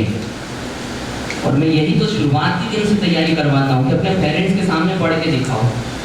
अरे आए कि नहीं? हम यूट्यूब पे रात को 8 बजे क्लास क्यों लेते हैं? मैं बार बार इस बात को कह रहा हूँ, अपने घर वालों को पढ़ के दिखाओ, और जब वो वहाँ पर कुछ काम का है तो अपोज करो। तो अपोज करने के तरीके अलग अलग होते हैं। ऐसा थोड़ी कि तुमने सीधा तलवार ही खींच ली, लो भैया मेरे से नहीं होगा, मैं तो नहीं करूँगा, ऐसा थोड़ी होता है। कर समझ रहे हैं? आप छोटा छोटा अपोज करिए, और वो भी पॉजिटिव चीज़ के लिए। काम करना है 8 के पहले करवाओ, 8:30 के बाद करवाओ। ये हमारी क्लास चल रही है। आया कि नहीं समझ में? ये छोटा अपोज आपकी सिंसियरिटी बताएगा, और आपकी एक छोटी जीत होगी उनकी सोच। आया कि नहीं समझ में? फिर वो छोटी छोटी चीज़ें आपकी बढ़ती चली जाएंगी पॉजिटिव वे में, कि आप पढ़ने के लिए उनसे समझ मांग रहे हैं, पढ़ने के लिए उनसे समझते, वो भी समझते हैं, ऐसा थोड़ी। अब देखिए, कोई व्यक्ति बोलता है कोई मेरे पेरेंट्स मेरे सपोर्ट नहीं करते, आपने क्या साबित करके बताया कि वो आपको सपोर्ट करें? डायरेक्टली सब सपोर्ट करते हैं, हाँ, इनडायरेक्टली सब सपोर्ट करते हैं।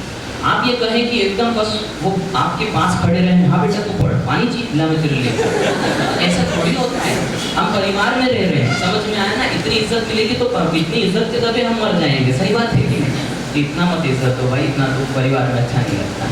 पूछ लिया करो 1 महीने में कैसे हो, बस यही बोल है कि नहीं? तो आप इस प्रैक्टिकल चीज़ को समझिए कि आप क्या चाहते हैं। आप ये चाहते हैं सफल हो जाए, आप क्या चाहते हैं? अपने पेरेंट्स से आप चाहते हैं कि वो आपको सपोर्ट करें, और वो 24 घंटे आपको सपोर्ट नहीं कर सकते, उनके ऊपर भी प्रेशर है, मैं पहले बता चुका हूँ, ठीक है? तो छोटा छोटा करके अपने पेरेंट्स को पहले आप कन्विंस करें, है कि नहीं? दूसरी बात होता ये है कि बहुत सारे बच्चे क्या होते हैं कि स्कूलिंग में इतने सिंसियर नहीं होते, समझ रहे हैं ना? यानी कि वो 12 साल अपने पेरेंट्स को ये कन्विंस करवा चुके हैं कि हम कायदे के नहीं अरे सही बात है कि हम पे विश्वास मत करो। 12 साल उसने पूरे वही काम करे, है कि नहीं? कि पढ़ना नहीं, तो घर वालों को आपने क्या इंप्रेशन दिया? अच्छा, उसके बाद आपके जीवन में एक ऐसा मोड़ आया जिसने आपको सिंसियर बना दिया। ऐसा मेरे अनुभव में मैंने बहुत सारे लोगों को देखा है, जिसने क्या करके आपको सिंसियर बना दिया। अब आप सिंसियर हो गए हो, लेकिन आपके घर वालों को ये बात थोड़ी पता चली।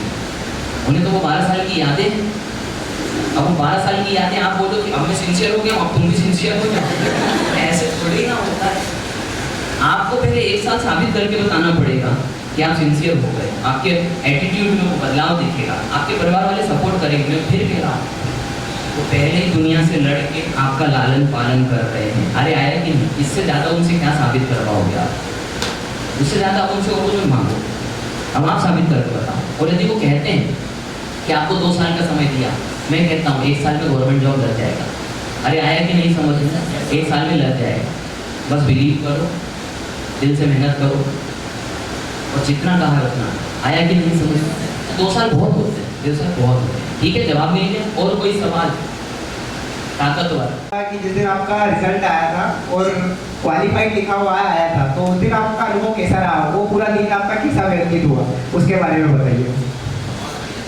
रिजल्ट मुझे याद है कि रात में डिक्लेयर हुआ था। रात में मैंने देखा था कि मेरा सिलेक्शन हो गया, लेकिन मुझे लोकेशन भिंड मिली थी, अब भिंड तो मुझे जाना था, लेकिन मम्मी पापा ने तो मना कर दिया था कि भिंड तो नहीं भेजेंगे। लेकिन मेरे को ऐसा था कि मेरी पहली जॉब है, लग गई है, मैं तो बहुत ज़्यादा खुश थी।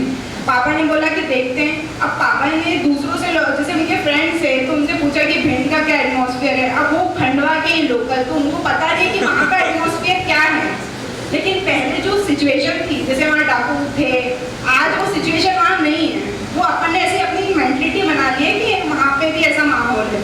लेकिन फिर वहीं पे जाके पता चला वहाँ पे इतना खराब माहौल भी नहीं है। अब वो सब चीज़ें नहीं, वो जो पुराने में डाकू हुआ करते थे, अब वो वहाँ ऐसा कुछ नहीं है।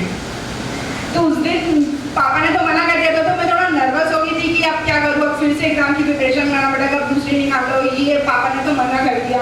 फिर मैंने बोला नहीं, तो फिर जहाँ पे मैंने डिसाइड करा कि ज्वाइन तो करते हैं, ज्वाइन करने में क्या प्रॉब्लम है, ज्वाइन करके देखते हैं कि वहाँ अब लोगों की सुनी सुनाई बात पे तो अपन बिलीव करते नहीं है। फिर वहाँ जाके देखा कि हाँ सब ठीक है, तो फिर ज्वाइन कर लिया था। अच्छा, उसके बाद कभी ऐसा इंसिडेंट हुआ क्या कि 1 साल हो गया जॉब करते हुए, फिर कभी कभी मजाक मस्ती में बात चल रही हो, फिर मैंने अपन ऐसा टांट मारना देखा, मैंने तो बोला था ना कि ऐसा कुछ होता नहीं है। नहीं, जब मैंने खंडवा ट्रांसफर लिया तो पापा खुश थे कि हाँ आप खंडवा करा लिया इसमें 2 साल में ट्रांसफर, तो वो सब बहुत खुश थे। पापा ने बोला अगर लोकेशन खंडवा होती तो हम और अच्छा होता।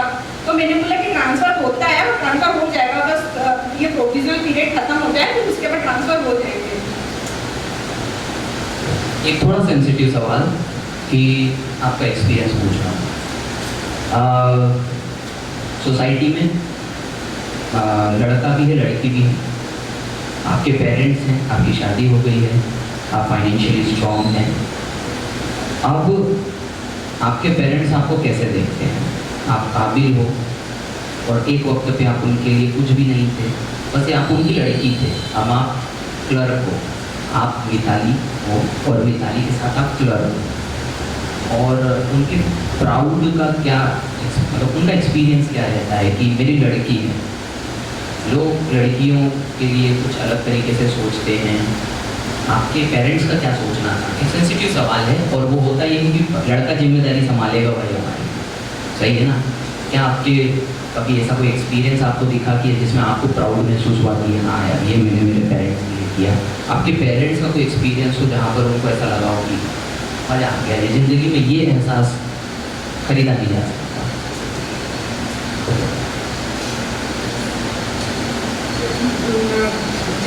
जब मेरा एग्जाम का सिलेक्शन नहीं हुआ ना, तो जैसे कोई भी समाज के उसमें फंक्शन में आना है, कहीं की भी शादी में जाना था, तो मैं मना कर देती थी। तो मम्मी बोलती थी चलो चलो, क्योंकि वहाँ जाते थे तो लोग एक ही क्वेश्चन करते थे, आजकल क्या कर रहे हो?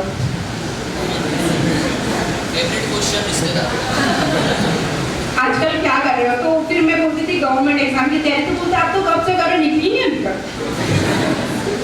तो इसलिए मैंने शादियों में भी जाना बंद कर दिया था। मैंने बोला निकलेगी तभी शादियों में जाएंगे। फिर उसके बाद अब जैसे पापा के कोई फ्रेंड्स मिलते हैं तो पूछते हैं कि आपकी लड़की यहीं है क्या? तो वो बोलते हैं हाँ यहीं पे बैंक में। तो अब पापा प्राउडली बोलते हैं कि यहीं खंडवा में उसने ट्रांसफर ले लिया, ये बड़े बम पर ही जॉब करती है।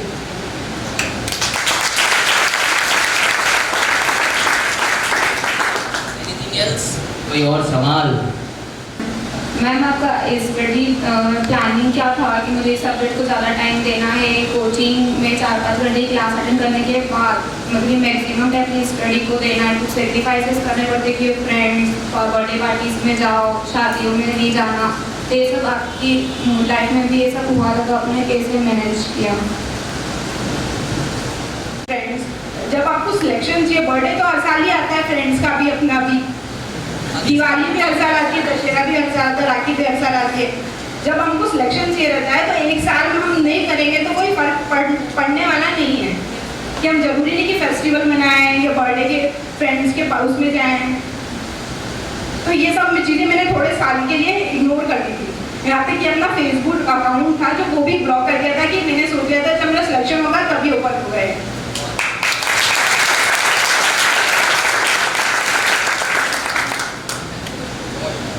तो आपको थोड़े दिनों के लिए सब चीज़ों से दूर रहना पड़ेगा। भाई की शादी है, बहन की शादी है, शादी तो होती रहती है, बर्थडे भी होते रहते हैं, लेकिन फिर आपकी एक एज निकल जाती है, फिर यह गोल्डन अपॉर्चुनिटीज बार बार नहीं मिलती, टाइम आपको दोबारा नहीं मिलेगा।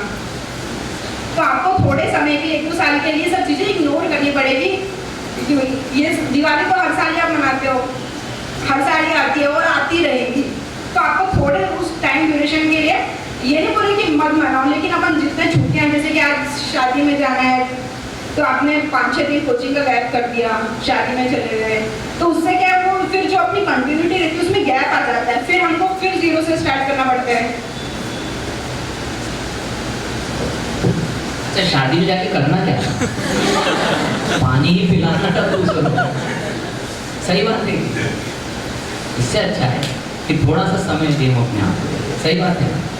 और जैसे कि हमेशा कहता हूँ कि जन्मदिन आया है इस बार दोस्त का, उसको नाराज करो, इस बार उसको नाराज करो, इस बार सिलेक्शन ले लो, अगली बार उसको अगली बार के बर्थडे पे ऐसा गिफ्ट देना, समझ में आया ना, कि पिछले साल की नाराजगी जो है वो अपने आप ही क्या हो जाए, दूर हो जाए। आया कि नहीं? बढ़िया 20-25 हज़ार रुपये का एक मोबाइल दे देना, वो तब जाएगा उस दिन वो बोलेगा इससे बढ़िया जन्मदिन अच्छा हुआ तो अगले साल नहीं आया। और या तो उसको इस बार कंफर्म कर दो, इस बार नहीं आऊँगा, है ना, अगले साल तुम मेरे से मोबाइल ले लेना 25,000 का। आ रहा समझ में? बोलेगा इस बार आना मत तू मेरे पास, आया कि नहीं समझ में? तो ये तो एक सेक्रीफाइस की बात है। और सेक्रीफाइस जैसे बताया कि अपना अकाउंट ही ब्लॉक कर दो, करना पड़ेगा वरना सर्वाइव नहीं कर पाएंगे, है। चलिए, और कोई सवाल? 99% मेहनत और 1% किस्मत साथ देती है, लेकिन किसी चीज़ को पूरी जान लगा दे, पूरा 100% दे दे, फिर भी सिलेक्शन नहीं होता है और थोड़ा सा निराश हो जाते हैं कि अब क्या होगा। फिर एक उम्मीद आती है नहीं मैं कर सकती हूँ, फिर सोचते कि मैं कर सकती हूँ, फिर माइंड में ये क्वेश्चन आता है कि अगर नहीं हुआ तो क्या होगा। पेरेंट्स इतने पैसे लगा रहे हैं, घर वाले भी बोलते हैं कि देखो इतने पैसे लगा दिए हैं, हर कोई की फैमिली मतलब मिडिल क्लास से हूँ तो बोलते हैं कि देखो इतने पैसे लगा दिए, अगर नहीं होगा अब छोड़ दे। और फिर मतलब फैमिली वाले, रिश्तेदार, फ्रेंड्स ऐसे बोलते तू तो कोचिंग जाती थी, तेरा सिलेक्शन नहीं हुआ, लेकिन उस चीज़ में हमने पूरे 100% लगा दिए, फिर भी नहीं होता है। तो उसका आपके साथ ऐसे कुछ विचार हुआ होगा, मन में आया होगा, तो प्लीज़ एक्सप्लेन। होता है, अब आपको पता है कि आपने 99% पूरी मेहनत कर ली है, पूरा 100% दे दिया है, वो आपके अकॉर्डिंग आपने दे दिया है, लेकिन आपको उस एग्ज़ाम को जितना देना था आपने, आपको पता है कि आपने 99% पूरा है, पर 99 में तो एग्ज़ाम निकल ही जाती है। फिर जिसकी एग्ज़ाम निकलती है उसकी कैसे निकलती है? जो स्टूडेंट्स निकाल लेते हैं क्योंकि हम में और उनमें कुछ कमी होगी, जो कमी, तो धीरे धीरे आपकी कमियों को देखिए कि आपके अंदर क्या कमी है, फिर उस कमी को पूरा कर करके ये आप हीरा बन पाएंगे। ये जितने नियम कायदे हैं ना वो सब दुनिया ने बनाए हैं, समझ रहे हैं ना। जैसे कोई खेल आप खेल रहे हो तो उस खेल के नियम किसने बनाए हैं? भगवान ने बनाए हैं या इंसान ने बनाए हैं? इंसान ने बनाए हैं, समझ में आया? कॉम्पिटिटिव कोई खेल नहीं है जिसके कोई ने नियम बना दिए हैं, आपने 5 बार दे दी तो अब हो गया आपका चांस खत्म। यहाँ तो आप एक ऐसे बॉक्सिंग रिंग में खेल रहे हो जो तब तक चलेगा जब तक आप रिंग में हो। आया कि नहीं समझ में? जिस दिन आप निर्णय ले लोगे कि आप रिंग से बाहर जा रहे हो उस दिन आप असफल हो जाते हो, समझ में आया? आप कैसे निर्धारित कर सकते हो कि आप असफल हो गए? और जब तक आप प्रयास कर रहे हो तब तक आप असफल नहीं हो, ये बात समझो आप। जब तक आप प्रयास कर रहे हो, यानी कि आपने एक एग्जाम और भर दी, पिछले में फेल हो गए, इसका मतलब आप असफल नहीं हुए। हाँ, यदि आप उसे ऐसा देख रहे हैं तो आपकी सोच में कमी हो सकती है। मैं बार बार कह रहा हूँ ना, नजर है, नजरिया बदलना है।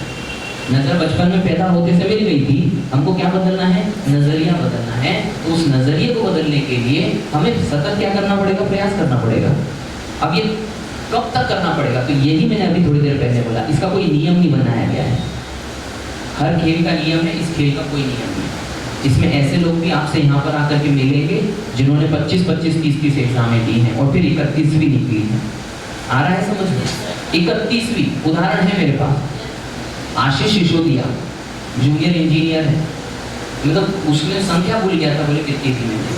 हाँ, दीपेश शर्मा आपके साथ में था, वो तो मतलब ऐसा था कि वो एक एग्जाम नहीं छोड़ता था, एसएससी, वो तो उसके लिए तो कुछ भी नहीं था, ये भी खा लूँ वो भी खा लूँ सब खा लूँ, आया समझ। और लेकिन वो तगड़ा प्लेयर, वो एसएससी भी फाइट कर लेता था और जो है वो आपका बैंकिंग भी फाइट कर लेता था, आज वो भी सिलेक्टेड पर्सन, समझ रहे हैं ना।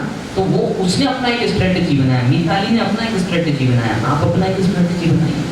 यदि आपको दोनों चलना है तो दोनों चलिए, लेकिन चल के बताइए। तो देखिए दुनिया कहेगी, ये तो हम इतनी देर से कहते ही आ रहे हैं, आप अपने आप को क्या कह रहे हैं उसको ज़्यादा सुनिए। हम दूसरों की बहुत ज़्यादा सुनते हैं, अपनी बहुत कम सुनते हैं। तो दूसरे कहने वाले हैं कौन? अपनी ताली ने भी बताया कि हम उनसे भिंड का रिव्यू ले रहे हैं जिनने कभी भिंड का भी नहीं देखा होगा। अरे सही बात है कि सर को समझ रहे हो आप? यदि आप मुझसे पूछो कि अमेरिका कैसा है तो मैं क्या बताऊँ, अच्छा ही है भाई, मैंने भी सुन के ही रखा है, वहाँ पर अच्छा होता है, आया कि नहीं समझ, मैं गया थोड़ी हूँ। तो ये उन लोगों के द्वारा बताई गई बातें हैं जो खुद का एक्सपीरियंस कभी है नहीं, वो आपको मोटिवेट डिमोटिवेट कर नहीं सकते। इससे अच्छा है कान बंद करो, सुबह आ जाए तो 8 बजे, शाम को 6 बजे यहाँ से चले जाए, दुनिया से मिलेंगे ही तो आते ही नहीं, और यहाँ मैं बात करने नहीं दूंगा। हो गया काम करना, बढ़िया। और कोई सवाल? आखिरी पक्का? आप नहीं होगा सवाल। पे नहीं रहते थे और जब आप जॉब पे मतलब जब आपने जॉब स्टार्ट की तो फर्स्ट डे को आपके अकाउंट में सैलरी आई तो आपको कैसा फील हुआ? बहुत बढ़िया कि ये अपने द्वारा कमाए गए पैसे हैं, अब हम इसका यूज़ करेंगे। वहाँ पर कि मैंने रूम रेंट से लिया था, फिर हम जो रहते थे खाना भी परचेज करते थे, वो बहुत ज़्यादा खुशी का टाइम था कि फर्स्ट सैलरी का तो मज़ा ही कुछ और है।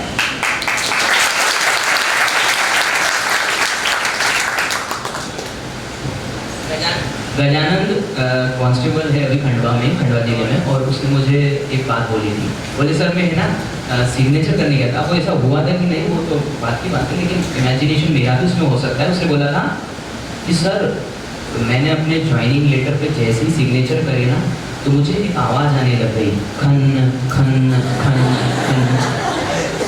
उस दिन मेरी सैलरी चालू हो गई, और उस दिन होता है जिस दिन आप ज्वाइनिंग लेते हो ना लेटर, उस दिन से आपकी तनख्वाह चालू हो जाती है, समझ रहे हैं ना। फिर चाहे ज्वाइनिंग आप ऑफिस 3 दिन बाद, लेकिन वो पैसे आपके आने लगते हैं, तो वो खन खन सुनाई देने लगता है। तो फिर मैंने उसे इस तरीके से इमेजिन करा कि जैसे कि कोई बस पैसे डालने वाला है और आप सिग्नेचर करने जा ही रहे हैं, और फिर हाँ फिर आप गए, हाँ आया कि नहीं समझ में। अब आप जैसे ही सिग्नेचर करते हैं वैसे ही। तो देखिए यदि पैसा ज़रूरी है तो ज़रूरी है, और वो हर चीज़ नहीं होता, लेकिन वो बहुत कुछ होता है। सही बात है कि नहीं? पैसों से खुशियाँ नहीं आती, लेकिन जिन चीज़ों से खुशियाँ आती हैं वो पैसे से आती हैं। सही बात है कि नहीं? तो इसीलिए आपको फाइनेंशियली स्ट्रॉन्ग बनना है, जल्दी से जल्दी बनना है, और एक निर्धारित समय में बनना है। वो समय आपने निर्धारित किया होगा तो ऊपर वाले ने भी निर्धारित किया होगा, और आपकी मेहनत कभी खराब नहीं हो सकती, क्योंकि जिसने भी आज तक सफलता हासिल करी है वो हमेशा ये कहता है, जैसे मिताली आज कह रही है, आप मेहनत करिए आपको सफलता मिलेगी। आपको सफलता तभी नहीं मिलेगी जब आपने अपनी मेहनत को उतना दिल से न किया हो, फिर चाहे आपने कितना भी सोच लिया हो कि आपने अच्छा करा है, लेकिन वो नहीं अच्छा होगा, तभी नहीं मिली। आया कि नहीं समझ में? तमाम परेशानियां सबके साथ आएगी। तो मैं आई थिंक ये लास्ट क्वेश्चन था।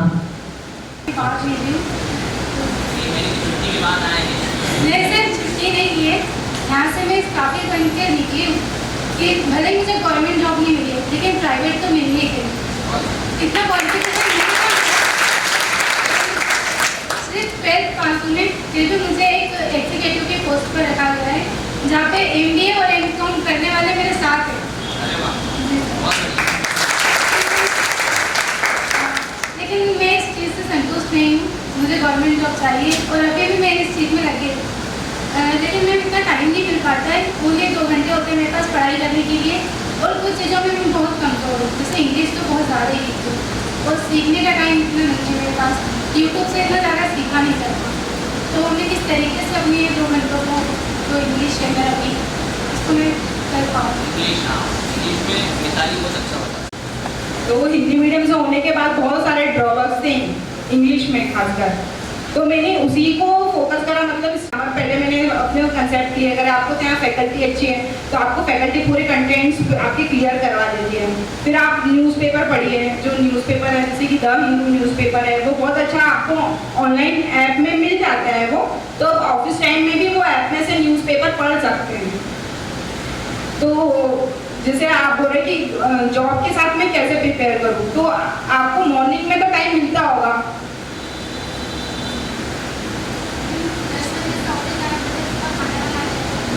10 बजे से तो मैं भी ऑफिस जाती हूँ, लेकिन मैं सुबह पढ़ के जाती हूँ, और ससुराल में होने के बाद भी।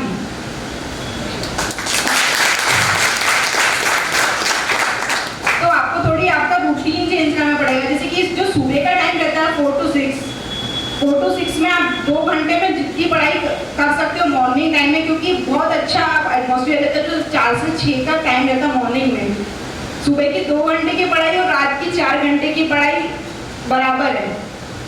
तो यदि आपका इंग्लिश वीक है तो आप सुबह 2 घंटे उसको दे सकते हो, तो आप थोड़ा कर करके आपका घड़ा पूरा भर जाएगा इंग्लिश में, आप पूरा अच्छी तरह से फोकस कर पाओगे। देखिए कुछ स्टूडेंट्स हैं जो कि किसी कारण की वजह से, जैसे कि सादिया का भी है ना, कि नहीं हो पाता है किसी वजह से, पेरेंट्स बहुत प्रेशराइज करते हैं कि नहीं हो पाता, कोई बात नहीं। देखिए आप में लगन है, आप में इच्छा शक्ति है, आप कर पाओगे। बस ये आखिरी स्टेटमेंट है, समझ रहे हैं ना? अपने आप को भी अपने आप की सफलता के बीच में मत आने दीजिए, अपने आप को भी। यानी कि आप अपने आप के मन में एक थॉट आ रहा है ना कि नहीं हो पाएगा, तो उससे तेजी से जोर से चीख के बोलिए कि तूने ऐसा सोचा कैसे, आया कि नहीं समझ में।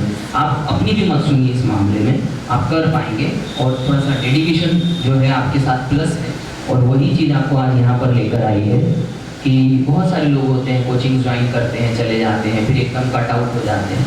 वे लोग जो जुड़े रहते हैं वे लोग जिंदा हैं, और वो जिंदा व्यक्ति कभी न कभी सफल हो जाता है। सही बात है कि नहीं? तो जिंदा रहना बहुत जरूरी है ना? तो मैं यही कहूँगा कि आप लोगों के लिए एम्पिरिकल इंस्टीट्यूट सफलता के लिए हर काम करने के लिए तैयार है, बशर्ते आप भी वही काम करना चाहते हो। तो 100% हम लोग बहुत अच्छे काम कर सकते हैं। मेरा पूरा कोशिश रहता है कि आपको इस छोटे शहर में एक ऐसी जगह प्रोवाइड करवाऊँ जहाँ पर आप सिर्फ पढ़ सकें और कोई काम नहीं। समझ में आया? तो ये मेरा एक उद्देश्य रहता है, हम सभी का रहता है, और उसमें सभी सपोर्ट करते हैं। सभी फैकल्टी मेंबर्स को मैं एक बार फिर से थैंक यू कहता हूँ, क्योंकि उन्हीं के डेडिकेशन की वजह से सभी कुछ है जो है वो चलता रहता है। और ये बहुत सेक्रीफाइसिंग वाला फील्ड होता है, इसमें हम ज़्यादा छुट्टियाँ नहीं मना पाते हैं, तबीयत खराब होती है, लेकिन फिर भी हमको मेहनत करनी पड़ती है। और हमारी 1 दिन की छुट्टी मतलब स्टूडेंट की 4 दिन की छुट्टी। समझ में आया कि नहीं? यानी कि हमने 1 दिन मार लिया तो स्टूडेंट 3 दिन तो मार भी सकता है। सही बात है ना? तो हम नहीं मारते इसीलिए। और आपसे भी निवेदन है कि आप ना ऐसा काम करें जिससे कि आप अपनी सफलता से थोड़ा दूर हो जाएं। ठीक है? ये अंतिम मैंने प्रश्न लिया। मैं उम्मीद करता हूँ कि आपको यहाँ पर बहुत कुछ मिला होगा। और एक छोटे से रिचुअल के तौर पर, जो कि मैं ज़्यादा प्रिपेयर करके लाया नहीं था उसको, और वो प्रिपरेशन ये थी कि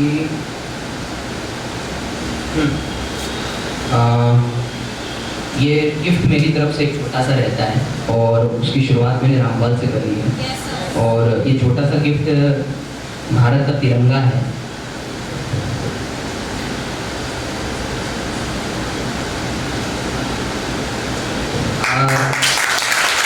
ये जो है मैं मिताली को अपनी तरफ से दे रहा हूँ। एक शुरू से एक भावना रही है, अब वो चाहे आज की प्रैक्टिकल लाइफ में मैं उसमें खरा उतर पाता हूँ कि नहीं उतर पाता हूँ, लेकिन शुरू से ऐसा रहा है कि जिस जगह के नाम पर हम यहाँ पर अपनी आइडेंटिटी बताते हैं वो ये है, हम सभी भारतीय हैं। सही बात है ना? सो दैट हमें उस पर प्राउड होना चाहिए, और बहुत तगड़ा होना चाहिए, गलत नहीं होना चाहिए, तगड़ा प्राउड होना चाहिए। आया कि नहीं समझ में? तो मैं हमेशा मानता हूँ कि मेरे द्वारा यदि कोई व्यक्ति इंस्टीट्यूट में, यहाँ पर मेरे द्वारा नहीं, ये शब्द सही नहीं होगा, यानी कि इस इंस्टीट्यूट में आकर के कोई सफल हुआ है और वो आज एक गवर्नमेंट एम्प्लॉई है, और मैं गवर्नमेंट जॉब को बहुत ज़्यादा इज्जत देता हूँ, क्योंकि आपने कोई भी अवधारणा बना के रखी हो गवर्नमेंट एम्प्लॉई के तौर पे किसी की भी, लेकिन मेरी नज़र में ये देश गवर्नमेंट एम्प्लॉय से चलता है। आया कि नहीं समझ में? मानता हूँ वो गवर्नमेंट एम्प्लॉय तनख्वाह लेते होंगे, इसका मतलब ये नहीं कि मैं प्राइवेट जॉब के बारे में कुछ गलत बोल रहा हूँ, मैं सिर्फ गवर्नमेंट जॉब के बारे में बोल रहा हूँ। आया कि नहीं? और ये बात हमने कोविड में देखी है। पूरा देश जिस वक्त जो है वह बंद था, उस वक्त गवर्नमेंट एम्प्लॉय किसी न किसी के घर के बाहर बैठे हुए थे जिनको कोविड था। एक बार तालियां बजाइए। और ये होता है गवर्नमेंट एम्प्लॉय, तो ये भावना बहुत बड़ी भावना होती है। तो मैं इसलिए बहुत पवित्र जॉब मानता हूँ इसको। आप दूसरों की मदद करने के लिए गवर्नमेंट एम्प्लॉय बनते हैं, आप दूसरों की सहायता करने के लिए गवर्नमेंट एम्प्लॉय बनते हैं। हाँ, उसके लिए आपको तनख्वाह मिलती है, आप फ्री में तो कोई काम नहीं कर सकते क्योंकि आपको भी अपने परिवार को पालना है, लेकिन उससे जो आपको भावना मिलती है, वो मैं इसलिए मानता हूँ कि वो भावना को खरीदा नहीं जा सकता है। तो ये देश जो है वो गवर्नमेंट एम्प्लॉय जो है उसके बहुत बड़े जो है वो पहलू है। तो मैं उनको बहुत इज्जत देता हूँ, और यदि किसी माध्यम से भी मुझे वो गवर्नमेंट एम्प्लॉय कहीं से भी सुन रहा हो तो मैं उसको अपने तहे दिल से थैंक यू कहता हूँ इस देश की तरक्की में योगदान देने के लिए। और एक दिन मैं आप सभी को योगदान देते हुए देखना चाहता हूँ, और यही बस मेरी दिली इच्छा रहती है, और यही पागलपन बस एक सवाल है कि आप एक दिन इस देश के लिए काम करें। बहुत छोटा है। मैं मैम को रिक्वेस्ट करूँगा कि मिताली को ये जो है वो मेडल कह सकते हैं। म्यूजिक सिस्टम तो अभी एन वक्त पे 11:15 बजे लगा है, आया कि नहीं समझ में? तो हम बस काम ऐसे ही करते हैं कि हो जाते हैं समय पे। तो मैं अपनी तरफ से एक रिक्वेस्ट करता हूँ मैम को कि ये मेडल लगाएं, और इस प्रकार से मैं अपनी तरफ से और एम्पेरिकल इंस्टीट्यूट परिवार की तरफ से मिताली को एक छोटा सा सम्मान देना चाहता हूँ।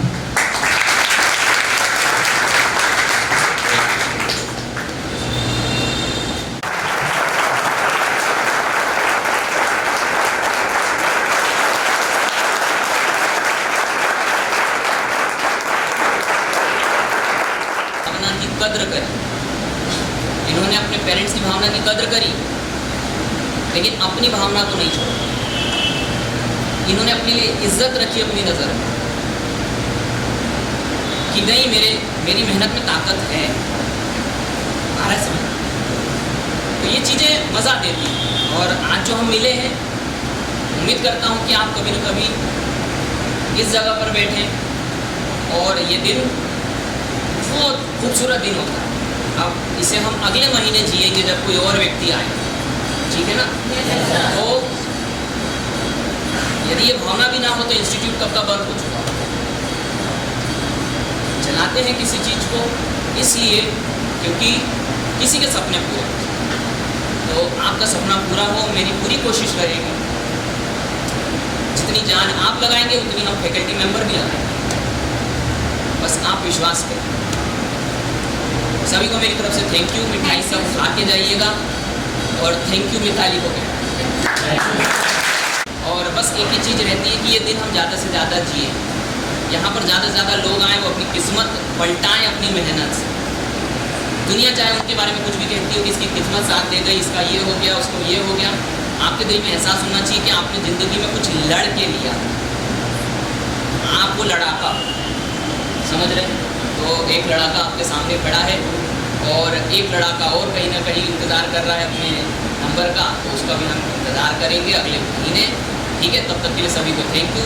मिताली को स्पेशल थैंक यू कि थोड़ा समय निकाला, और अब व्यस्तताएँ बहुत होती है, तो पर्सनल टाइम भी होता है, मैरिड लाइफ भी है, सरकारी नौकरी भी है, तो व्यस्तताएँ बहुत रहती है। तो मेरी तरफ से थैंक यू आपको, आपने समय निकाला। और कार्यक्रम में 19-20 हो गई हो तो क्या मतलब, अपने घर का ही कार्यक्रम सही बात है कि नहीं? तो चलिए सबको थैंक यू, समारोह को खत्म करते हैं।